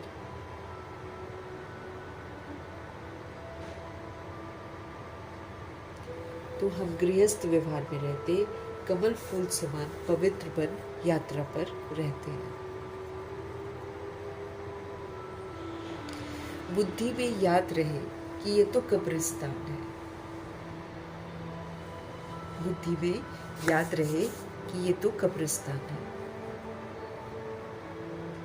फिर हम सुखधाम में जाएंगे। ये तो कब्रिस्तान है, लेकिन इसके बाद फिर सुखधाम आएगा, उसमें हम जाएंगे। हमको बाबा वर्षा देने की युक्ति बता रहे हैं। हमको बाबा वर्षा देने की युक्ति बता रहे हैं। पावन बनने के लिए हम योग में रहते हैं।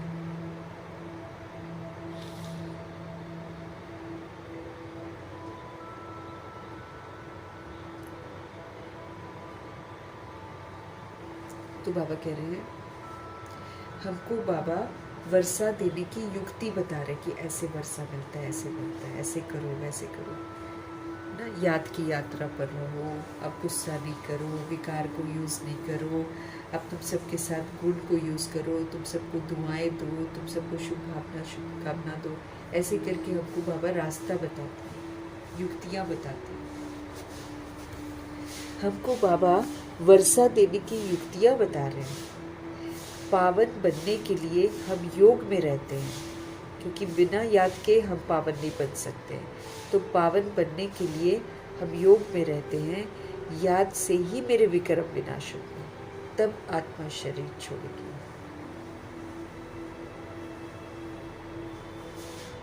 पावन बनने के लिए, है ना, याद की यात्रा पर रहना है हमको निरंतर, इसका अटेंशन रखना है। तो बाबा हमको वर्षा देने की युक्ति बता रहे हैं। पावन बनने के लिए हम योग में रहते हैं।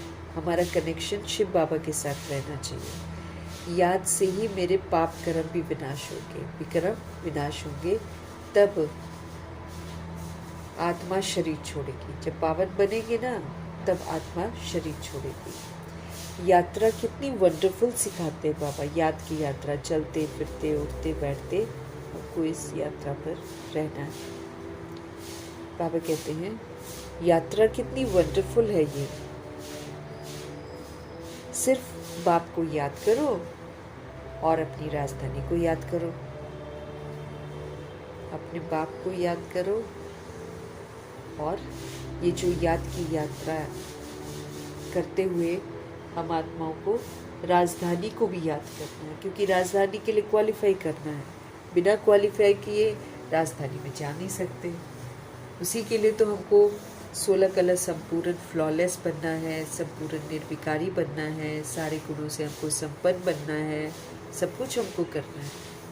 मर्यादाओं की लकीर के अंदर रहना है, मर्यादा पुरुषोत्तम बनना है, हमको संपूर्ण अहिंसक बनना है। तो राजधानी को भी, अपनी राजधानी को भी याद करो। इतनी सहज बात भी बाबा कहते याद नहीं पड़ती है। बाबा तो हमको सिर्फ इतना ही कहते भाई कि सिर्फ बाप को आप याद करो और फिर अपनी राजधानी को भी याद करो। इतनी सहज बात भी बाबा कहते याद नहीं पड़ती है। बच्चे भूल जाते हैं। अल्फ को याद करो, बस शिव बाबा को याद करो, सारी प्रॉब्लम सॉल्व हो जाएगी। शिव बाबा को याद करो।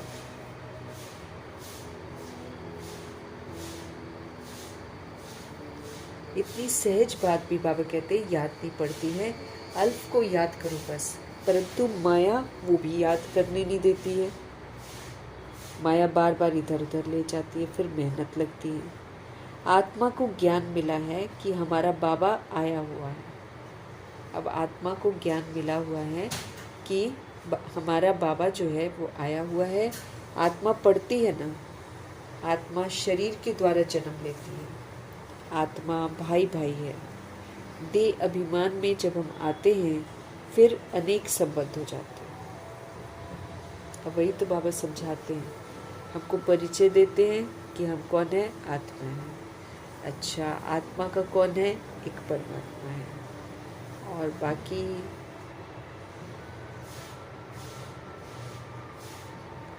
सारी पहचान जब हमको देते हैं तो फिर पहचान जब देखेंगे तो सार में चले जाते हैं। जब हम देह समझते हैं तो देह के कितने रिश्ते निकल आते हैं। तो देह के तो बहुत सारे रिश्ते निकल आते, विस्तार हो जाता है देह से, लेकिन वो झूठ है। और हम कौन है, हम आत्मा है। तो आत्मा के सार में आ जाओ तो परमात्मा ही संसार है, परमात्मा ही सारे सर्व संबंधी है।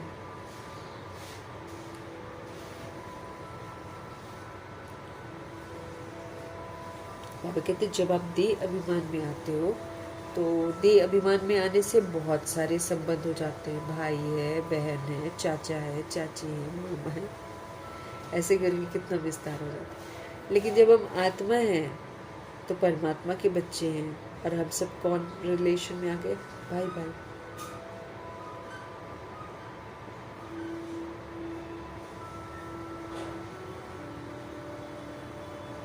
तो आत्मा शरीर के द्वारा जन्म लेती है। आत्मा भाई भाई है। देह अभिमान में आने से फिर अनेक संबंध हो जाते हैं। और यहाँ तुम भाई बहन हो गए। जब तक हम ब्राह्मण हैं तब तक हम ब्रदर सिस्टर हैं। जब हम सोल्स हैं तो हम आत्मा आत्मा भाई भाई हैं। आपस में भाई भाई भी हो। और जब हम ब्राह्मण परिवार में हैं तो हम ब्रदर सिस्टर भी हैं। प्रवृत्ति मार्ग है ना, बाबा कहते हैं दोनों का वर्षा चाहिए। आत्मा ही पुरुषार्थ करती है। हम आत्मा को ही पुरुषार्थ करना है। और सबसे इम्पोर्टेंट पुरुषार्थ है कि हमको अपने को आत्मा समझना है। यही मेहनत है। चलते फिरते उठते बैठते आत्मा का पाठ पक्का करके बिल्कुल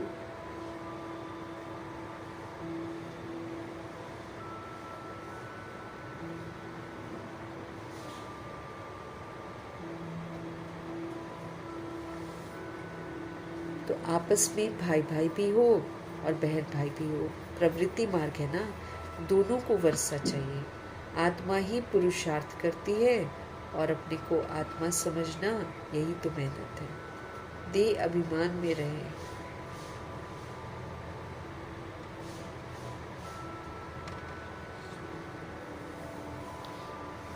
दोनों को वर्षा चाहिए। आत्मा ही पुरुषार्थ करती है। अपने को आत्मा समझना ये मेहनत है। देह अभिमान न रहे हमारे अंदर। शरीर ही नहीं तो फिर विकार किससे करेंगे, है कि नहीं। देह अभिमान आने से ही विकार है। जब बुद्धि में बैठ जाएगा कि हम तो शरीर ही नहीं है ना, हम तो आत्मा है, तो अपने आप विकार कहाँ से आएंगे। फिर बुद्धि क्या विकार जाएगी। तो विस्तार में आकर, देह के अभिमान में आकर वो गलत करती है।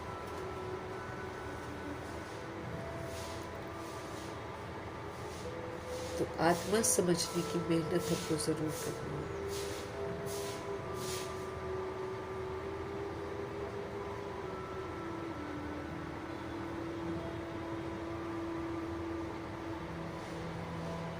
शरीर ही नहीं तो विकार किससे करेंगे। हम आत्मा है, बाप के पास हमको जाना है। शरीर का भान न रहे, ये समझना। बिंदी जाएगी, बिंदु बाप के पास जाएगी, बस ये याद रहना चाहिए हमको। इसलिए विस्तार के साथ हम बाबा के पास नहीं जा सकते, तो बुद्धि से विस्तार इसको समेट देना है, सच्चाई को पकड़ लेना है। शरीर ही नहीं है हम, तो विकार किससे करेंगे?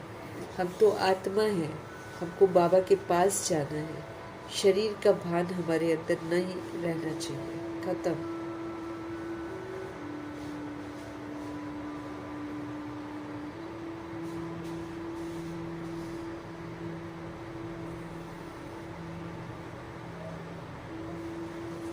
जितना योगी बनते जाएंगे हम, कर्म इंद्रियां हमारी शांत होती जाएंगी। जितना योगी बनते जाएंगे, मैं आत्मा योगी हूँ, मैं आत्मा योगी हूँ, जितना योगी हम बनते जाएंगे उतना ही कर्म इंद्रियां जो है ना शांत हो जाएंगी। क्योंकि बाबा को याद कर रहे हैं, तो बाबा की याद की जो पावर है वो हम आत्मा को शांत कर देगी। वो तो शांति का सागर है ना, इसीलिए बाबा कहते कर्म इंद्रियां शांत हो जाएंगी अगर हम याद में रहेंगे। तो जितना योगी बनते जाएंगे हम, उतना हमारी कर्म इंद्रियां शांत होती जाएगी। देह अभिमान में आने से हमारी कर्म इंद्रियां चंचल होती हैं। जब हम बॉडी कॉन्शियस होते हैं ना, तब बाबा कहते हैं ये कर्म इंद्रियां तुम्हारी चंचल होती है।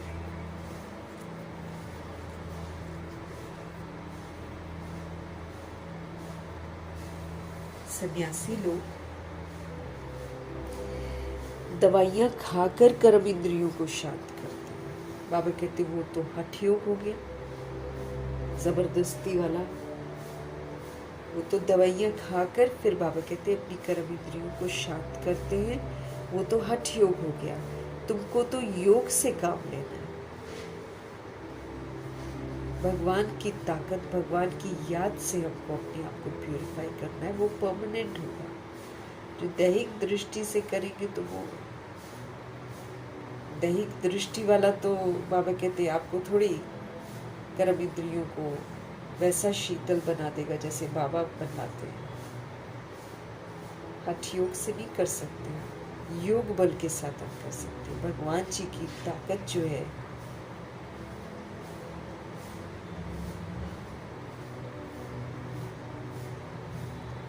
तो सन्यासी लोग तो बाबा कहते दवाई खाकर कर्म इंद्रियों को शांत करते हैं, वो तो हठ योग हो गया।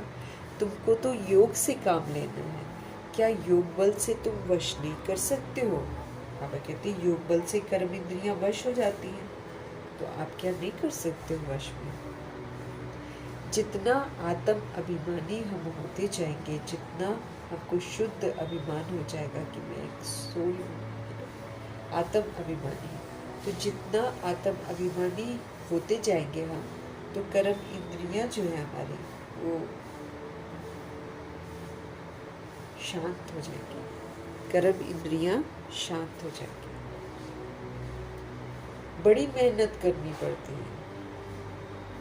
प्राप्ति तो बहुत ऊंची है ना, अगर मेहनत है तो प्राप्ति भी तो बहुत ऊंची है। बाप कहते हैं योग बल से तुम विश्व का मालिक बनते हो। जितना याद करेंगे उतना हमको ताकत मिलेगी, जितनी हमको ताकत मिलेगी उतना हम स्व परिवर्तन करेंगे, उतना हम सारे गुणों को धारण कर सकेंगे, उतना हम विकारों पर जीत प्राप्त कर लेंगे, विकर्मा जीत बन जाएंगे, कर्म इंद्रिय जीत बन जाएंगे। याद से ताकत मिलेगी, नहीं तो 63 जन्मों की बुराइयां हमको अच्छा थोड़ी बनने देंगी, तो बार बार हमको पुरानी दुनिया में लेकर जाएंगे। तो बाबा जी कह रहे हैं योग बल से करना है सब। योग का बल जमा करो, तो जितना हम योग में रहेंगे उतना ताकत मिलेगी ना।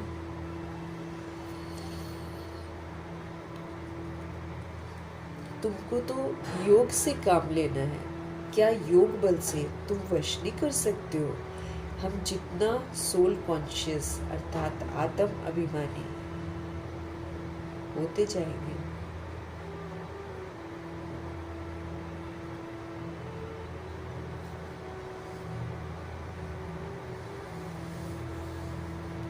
बड़ी मेहनत करनी पड़ती है। प्राप्ति भी फिर बाबा कहते बहुत ऊंची है। फिर हमारे शिव बाबा कहते हैं योग बल से तुम विश्व के मालिक बनते हो, तुमको कर्म इंद्रियों पर जीत पहननी है।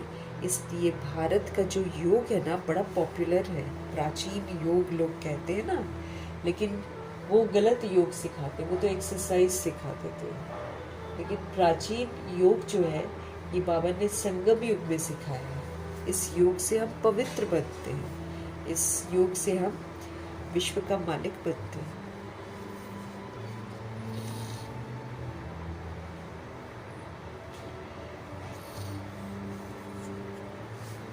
भारत का जो योग है ये नामी ग्रामी है। तुम मनुष्य से देवता, पतित से पावन बनते हो। प्रजा भी स्वर्गवासी तो है ना। तुम मनुष्य से देवता, तुम पतित से पावन बनते हो।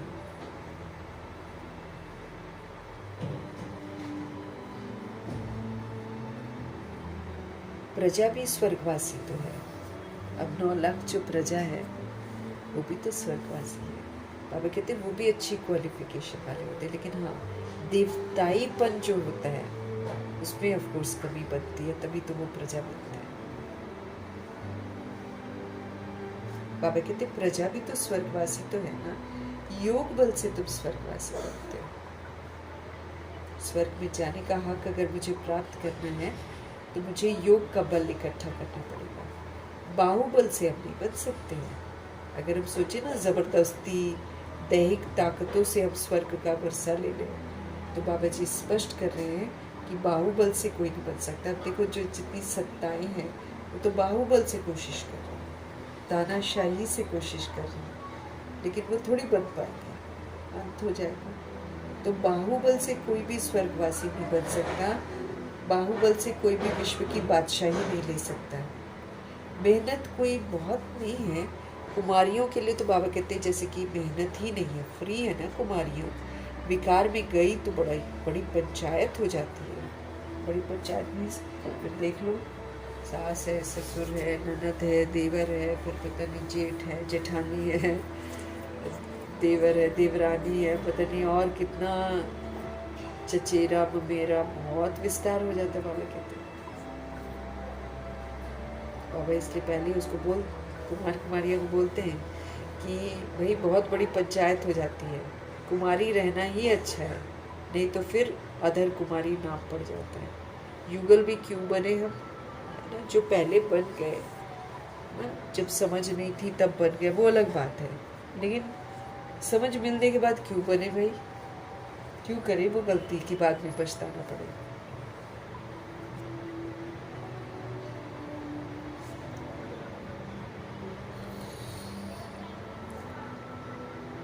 बाबा कहते हैं अदर कुमारी नाम पड़ जाएगा। युगल भी क्यों बने, इसमें भी नाम रूप का नशा चढ़ता है। या तो नाम से फिदा हो जाते हैं, किसी के शोहरत से, या फिर रूप देखकर फिदा हो जाते हैं, नशा चढ़ जाता है। ये भी बाबा कहते हैं बेवकूफ़ी है। अब देखो करके वो कहावत भी है ना, जिसने लड्डू खाया वो भी पछताया, जिसने नहीं खाया वो सोचता है पता नहीं इस लड्डू में क्या है, हम भी कर लें। लेकिन करने के बाद हर आत्मा पछताती है। हर आत्मा बोलती है क्यों की, है ना। और अभी के समय में जब मौत सामने खड़ी है, जब पता चल गया कि ये सारा पाप आत्मा हम बनते हैं, इसमें तो कोई ऐसा करता है तो बाबा उसको मूर्ख बोलते हैं। मूर्खता है नाम रूप पर फंस जाना। अरे नाम भी खत्म हो जाएगा, रूप हमेशा एक जैसा तो रहेगा नहीं, वो और बदलता रहेगा। ये तो मायावी नशा है, ये तो धोखा मिलता है इसमें। तो बाबा कहते हैं इसमें भी नाम रूप का नशा चलता है, ये भी मूर्खता है। युगल बनने के बाद पवित्र रहने के लिए बड़ी अच्छी हिम्मत चाहिए।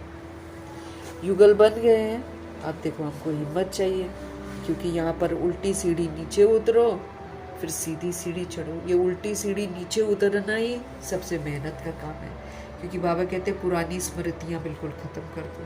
मतलब जैसे हम लोग घर में रिश्ते हैं, हम आपस में खड़े हो तो ये वाला थॉट ना आए कि हाँ ये युगल है, ये बच्चा है, ये वाला आना नहीं चाहिए हमको थॉट। इससे भी विस्मृत होना पड़ता है। मार्क्स ऐसे थोड़ी मिल जाएंगे हमको।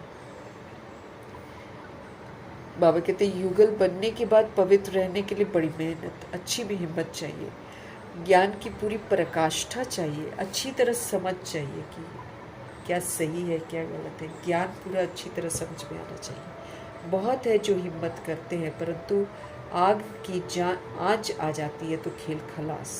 बाबा कहते हैं ऐसे तो मेहनत करते हैं लेकिन कईयों को फिर विकारों का आकर्षण हो जाता है, तो विकारों का आकर्षण हुआ, बाबा कहते हैं खेल गया खलास, खत्म।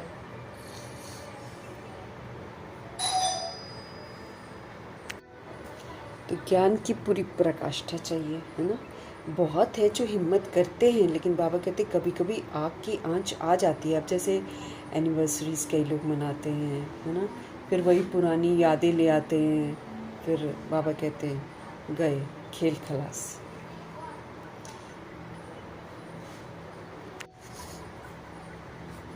बाबा कहते हैं कि भाई तुमको अधर कुमारी बनने का तो ख्याल नहीं करना चाहिए। बाबा कहते हैं आग की आंच आ जाती है खेल खलास, इसलिए बाबा कहते हैं कुमारी फिर भी अच्छी है, अधर कुमारी बनने का तो ख्याल भी क्यों करना चाहिए। कुमारियों का नाम बाला है, बाल ब्रह्मचारी है, बाल ब्रह्मचारी रहना अच्छा है, ताकत रहती है, सोल में ताकत रहती है, नहीं तो सोल की ताकत खत्म, विकार में जाने से ही तो ताकत उसकी खत्म होती है।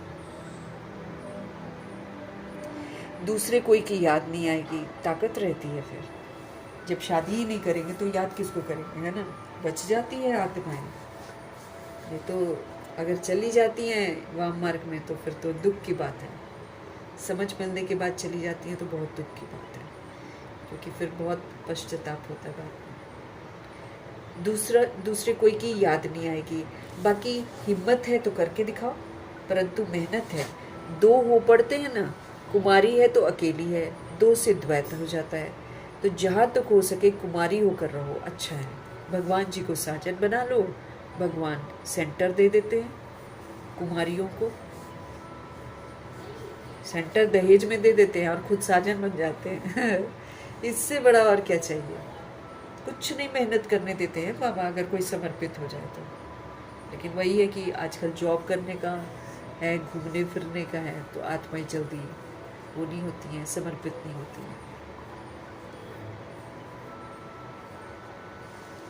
जहाँ तक हो सके कुमारी होकर रहना अच्छा है। कुमारी सेवा पर निकल सकती है।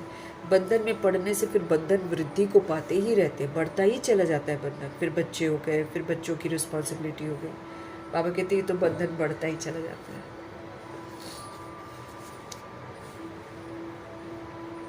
बंधन में पड़ने से फिर बंधन वृद्धि को पाते, ऐसा जाल बिछाना ही क्यों है जो बुद्धि फंस पड़े। बाबा कहते क्यों बिछाओ जाल, ये जाल है, माया जाल है, इसमें से एक बार फंस गया इंसान निकल नहीं पाता है।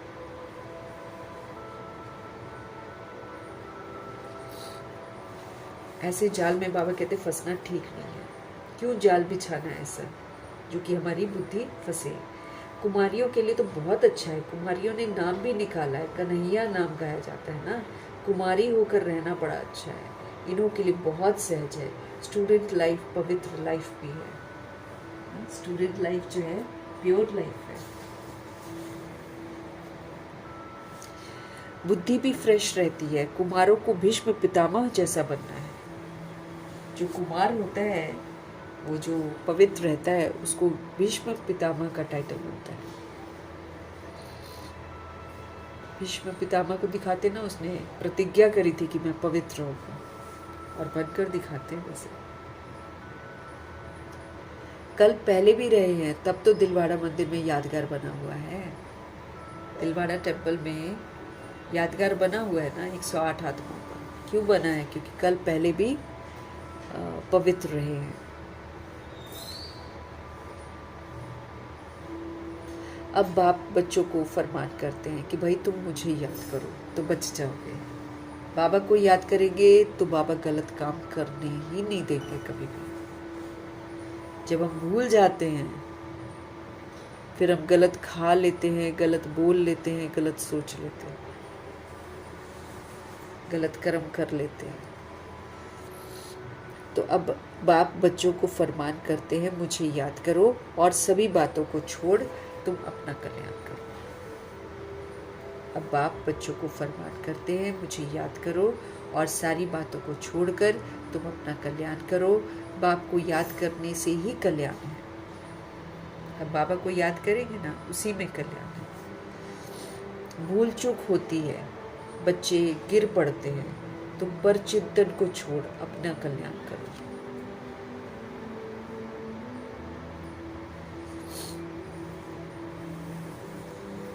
बाप को याद करने में ही कल्याण है। भूल चूक होती है, बच्चे गिर पड़ते हैं, तुम पर चिंतन को छोड़ अपना कल्याण करो ना। बाप को याद करने में ही बाबा कहते कल्याण है। भूल चूक तो होती रहती है, बच्चे गिर पड़ते हैं, तुम पर चिंतन को छोड़ अपना कल्याण करो। दूसरे चिंतन में जाओ ही मत। तुम सोने जैसा खुद बन जाओ ना, औरों को भी रास्ता बताओ। सतो प्रधान बनने का एक ही उपाय है। पावन बनने के बगैर मुक्ति धाम में जा नहीं सकते। एक बाबा को याद करो, एक ही उपाय है, और पावन बनने के बगैर आप मुक्ति धाम में जा नहीं सकते। और पावन हम याद करके ही बन सकते, क्योंकि वो पवित्रता का सागर है। बाकी सारे पतित हो गए हैं, तो बाकियों को याद करेंगे तो पतित ही बनेंगे, लेकिन शिव बाबा को याद करेंगे तो हम पवित्र जरूर बनेंगे। वो पवित्रता का सागर है।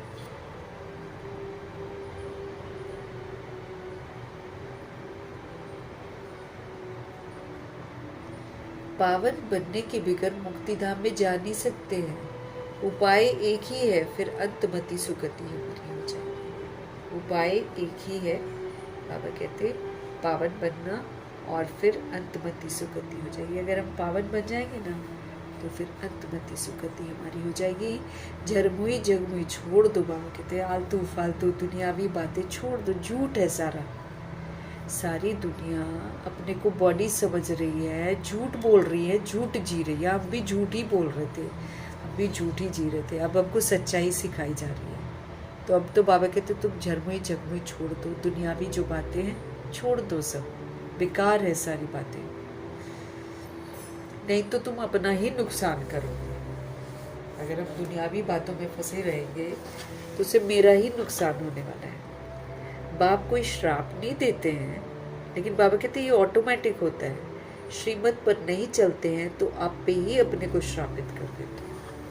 अगर हम बाबा का कहना नहीं मानते हैं, हम अपनी मनमानी करते हैं, तो हम क्या करते हैं, हम अपने आप को श्राप दे देते हैं। फिर हम दुखों का हमको सामना करना पड़ेगा। जैसे हम लोग सुनते नहीं है तो हम पत्थर बुद्धि हो जाते हैं, कहना नहीं मानते। बाबा हमको पारस बुद्धि बना रहे हैं। अगर हम उनके कहने से चलते हैं तो हम पारस बनते जाते हैं, लेकिन जब हम उनके कहने अनुसार नहीं चलते हैं तो हम पत्थर बुद्धि हो जाते हैं। बुद्धि हमारी पत्थर जैसी हो जाती है।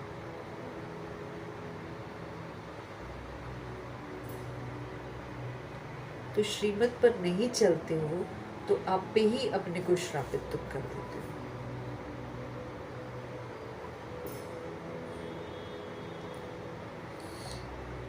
अच्छा, मीठे मीठे सिकिलते बच्चों प्रति माता पिता बाप दादा का याद प्यार और गुड मॉर्निंग। रूहानी बाप की रूहानी बच्चों को नमस्ते।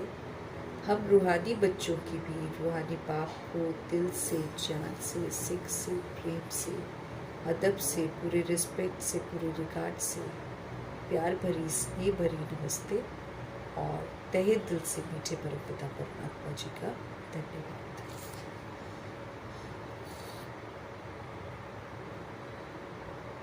धारणा के लिए मुख्य सार है, निश्चय बुद्धि बन जीते जी इस पुरानी दुनिया से अपना लंगर उठा लेना है।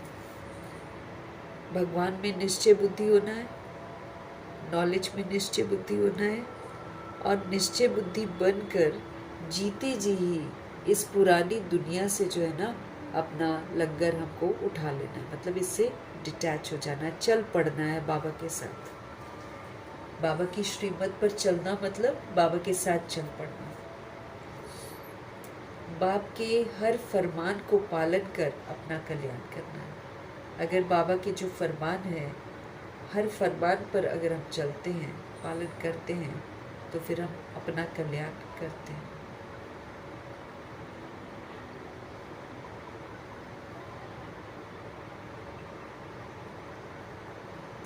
तो निश्चय बुद्धि पर जीते जी इस पुरानी दुनिया से अपना लंगर उठा लेना है। बाप के हर फरमान को पालन कर हमको अपना कल्याण जरूर करना है। दूसरों का चिंतन छोड़ देना है।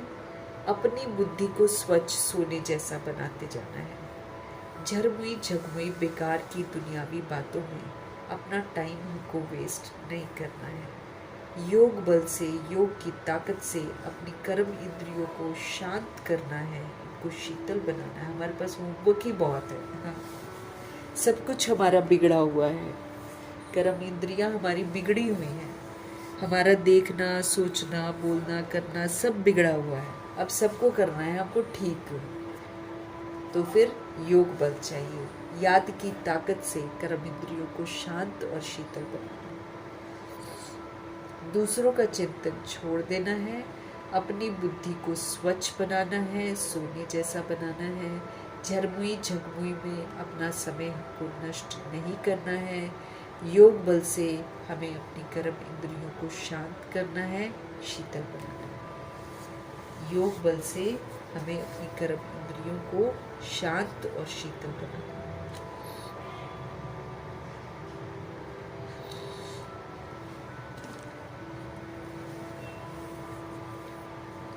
सतगुरु जी का वरदान। अपनी विजय व सफलता को निश्चित समझो। पापा कहते हैं अपनी विजय व सफलता को निश्चित समझकर सदा निश्चिंत रहने वाले निश्चय बुद्धि भव। अपनी विजय व सफलता को एकदम फिक्स समझो। अपनी विजय मतलब विजय मेरा जन्मसिद्ध अधिकार है, तो अपनी विजय व सफलता को निश्चित समझकर सदा निश्चिंत रहने वाले निश्चय बुद्धि भव। जो बच्चे सदा बाप में निश्चय रखते हैं, स्वयं के पाठ में निश्चय रखते हैं और ड्रामा की हर सेकंड की एक्ट में 100% निश्चय बुद्धि है, उनकी विजय व सफलता निश्चित है।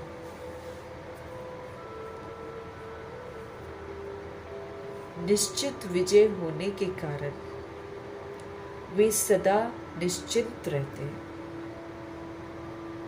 फिक्स है ना? निश्चित विजय होने के कारण वे सदा निश्चित रहते हैं। उनके चेहरे से चिंता की कोई भी रेखा दिखाई नहीं देगी।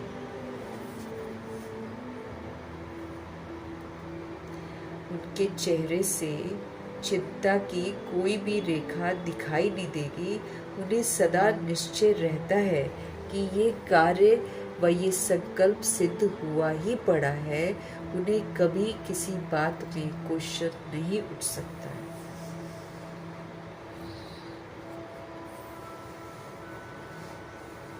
है ना? अपनी विजय व सफलता को निश्चित समझकर सदा निश्चित रहने वाले निश्चय बुद्धि भव। जो बच्चे सदा बाप में, जो बच्चे सदा स्वयं के पाठ में और ड्रामा की हर सेकंड की एक्ट में 100% निश्चय बुद्धि होते हैं, उनकी विजय व सफलता एकदम फिक्स है। निश्चित विजय होने के कारण वे सदा निश्चित रहते हैं। उनके चेहरे से चिंता की कोई भी रेखा दिखाई नहीं देगी। उन्हें सदा निश्चय रहता है कि ये कार्य व ये संकल्प तो सिद्ध हुआ ही पड़ा है। उन्हें सदा निश्चय रहता है कि ये जो कार्य है, ये जो संकल्प है, ये तो सिद्ध हुआ ही पड़ा है। उन्हें कभी किसी बात में क्वेश्चन नहीं उठ सकता। उन्हें कभी भी किसी बात में क्वेश्चन नहीं उठ सकता। तो उनको निश्चय बुद्धि होकर है। विजय हमारा जन्मसिद्ध अधिकार है। कल पहले भी हमने प्राप्त किया था, अभी फिर से हम प्राप्त कर रहे हैं और हम प्राप्त करते ही रहेंगे। दादियों को जैसे नशा था ना, अरे कार्य क्या है, हुआ ही पड़ा है, ऑलरेडी हो रखा है, कल पहले भी हुआ था, अभी भी हो रहा है। उन्हें कभी भी किसी बात में क्वेश्चन नहीं उठ सकता है। तो अपनी विजय व सफलता को निश्चित समझना है, निश्चित समझकर सदा निश्चित रहना है। वो निश्चय बुद्धि भाव का वरदान प्राप्त करना है। जो बच्चे सदा बाप से और स्वयं के पाठ में और ड्रामा की हर सेकंड की एक्ट में 100% निश्चय बुद्धि है, उनकी तो विजय व सफलता एकदम फिक्स है। निश्चित विजय होने के कारण वो सदा ही निश्चित रहते हैं। उनके चेहरे से चिंता की कोई भी रेखा दिखाई नहीं देगी। उन्हें सदा निश्चय रहता है कि ये तो कार्य व ये संकल्प तो सिद्ध हुआ ही पड़ा है। उन्हें कभी भी किसी बात में क्वेश्चन नहीं उठ सकता। उन्हें कभी भी किसी भी बात में क्वेश्चन नहीं उठ सकता।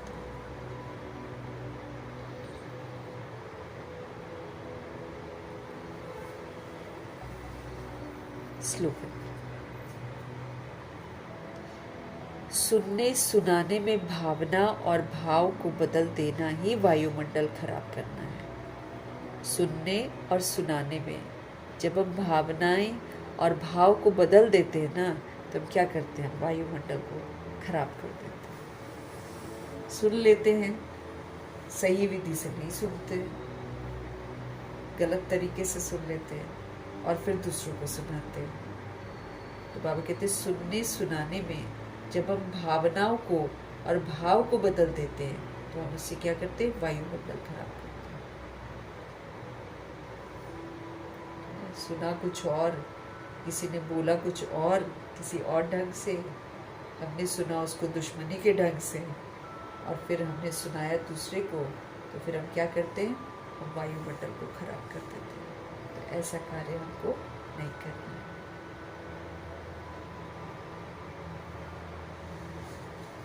हमको अव्यक्त इशारे मिल रहे हैं अपवित्रता के बीज को भी समाप्त कर संपूर्ण स्वच्छ बनने के।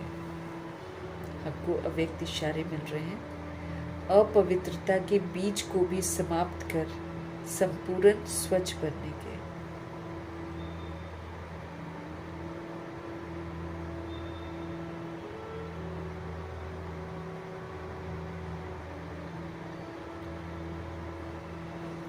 अपवित्रता के बीज को भी समाप्त कर संपूर्ण स्वच्छ बनने के हमको इशारे मिल रहे हैं। संपूर्ण पवित्रता के हिसाब से वेस्ट संकल्प जो है ना, वो भी अपवित्रता का बीज है।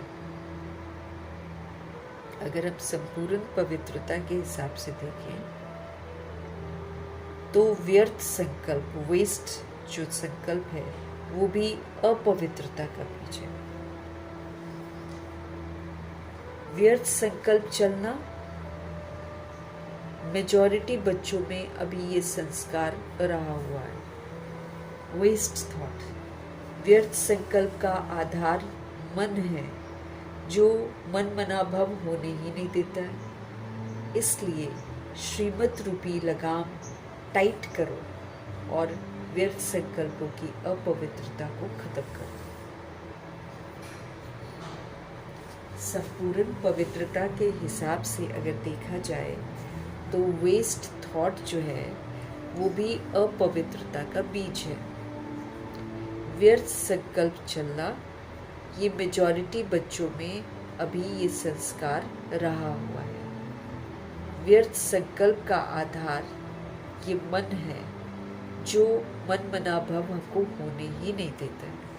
इसलिए श्रीमत रूपी लगाम जो है टाइट करो और व्यर्थ संकल्पों की जो इम्प्योरिटी है उसको खत्म करो।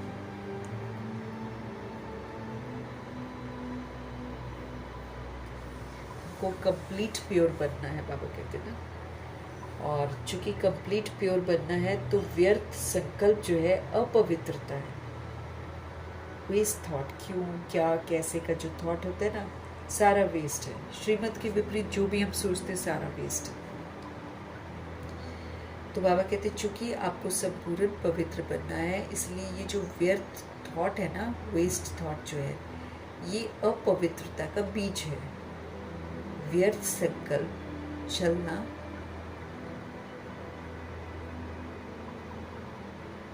ना। मेजॉरिटी बच्चों में बाबा कहते अभी भी ये वाला संस्कार है, क्यों क्या कैसे ऐसे वैसे वाला संस्कार अभी भी है। बाबा कहते हैं व्यर्थ संकल्प का आधार क्या है, कहाँ पर चलते हैं व्यर्थ संकल्प, हमारे मन में। तो जो मन बना भव होने ही नहीं देता। अब यहाँ पर वेस्ट थॉट चलता है और ये मन जो है प्रभु का बनता ही नहीं है। इसलिए श्रीमत रूपी लगाम को टाइट कर दो, बाबा कहते हैं। श्रीमत रूपी लगाम टाइट करके वेस्ट संकल्प की जो इम्प्योरिटी है उसको खत्म करो।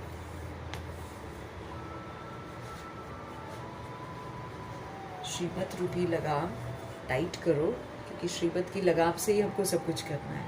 तो श्रीमत की रूपी लगाम टाइट करके वेस्ट संकल्प की जो इम्प्योरिटी है, बाबा कहते उसको खत्म कर दो। को समझ लेना है। और पवित्र मतलब फालतू, अगर हमने पावरफुल नहीं सोचा, बाबा तो समर्थ सिखाते हैं ना। बाबा जो बताते वो सारा समर्थ है, और कलयुग जो बताता है वो सारा व्यर्थ है। इसलिए इसका अंत हो जाएगा और समर्थ जो है वो जीत जाएगा। इसलिए श्रीमत की लगाम से हमको टाइट करना है और वेस्ट थॉट को तो अंदर घुसने ही नहीं देना है।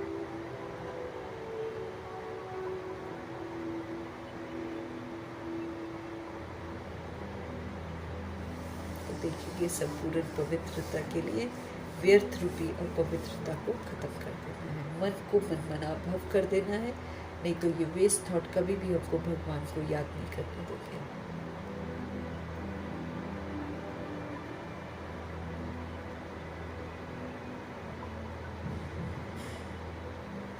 मीठे बाबा जी का धन्यवाद करेंगे, ब्रह्मा माँ का धन्यवाद, जगदम्बा माँ का धन्यवाद, कुलसाता जी का धन्यवाद, अष्टरत्न का धन्यवाद, नवग्रह का धन्यवाद, एडवांस पार्टी की सारी सोल्स का धन्यवाद, बची हुई जितनी भी आत्माएं हैं सबका धन्यवाद, 5 तत्वों का धन्यवाद, ड्रामा का धन्यवाद, प्रकृति का धन्यवाद, का धन्यवाद, यमदूत का धन्यवाद, करोड़ों की आबादी का धन्यवाद, साधन का धन्यवाद, साधन बनाने वालों का धन्यवाद, साथ में रहने वाली सोल्स का धन्यवाद, सहयोगी आत्मा का धन्यवाद, अविनाशी खजानों का धन्यवाद, सभी का धन्यवाद,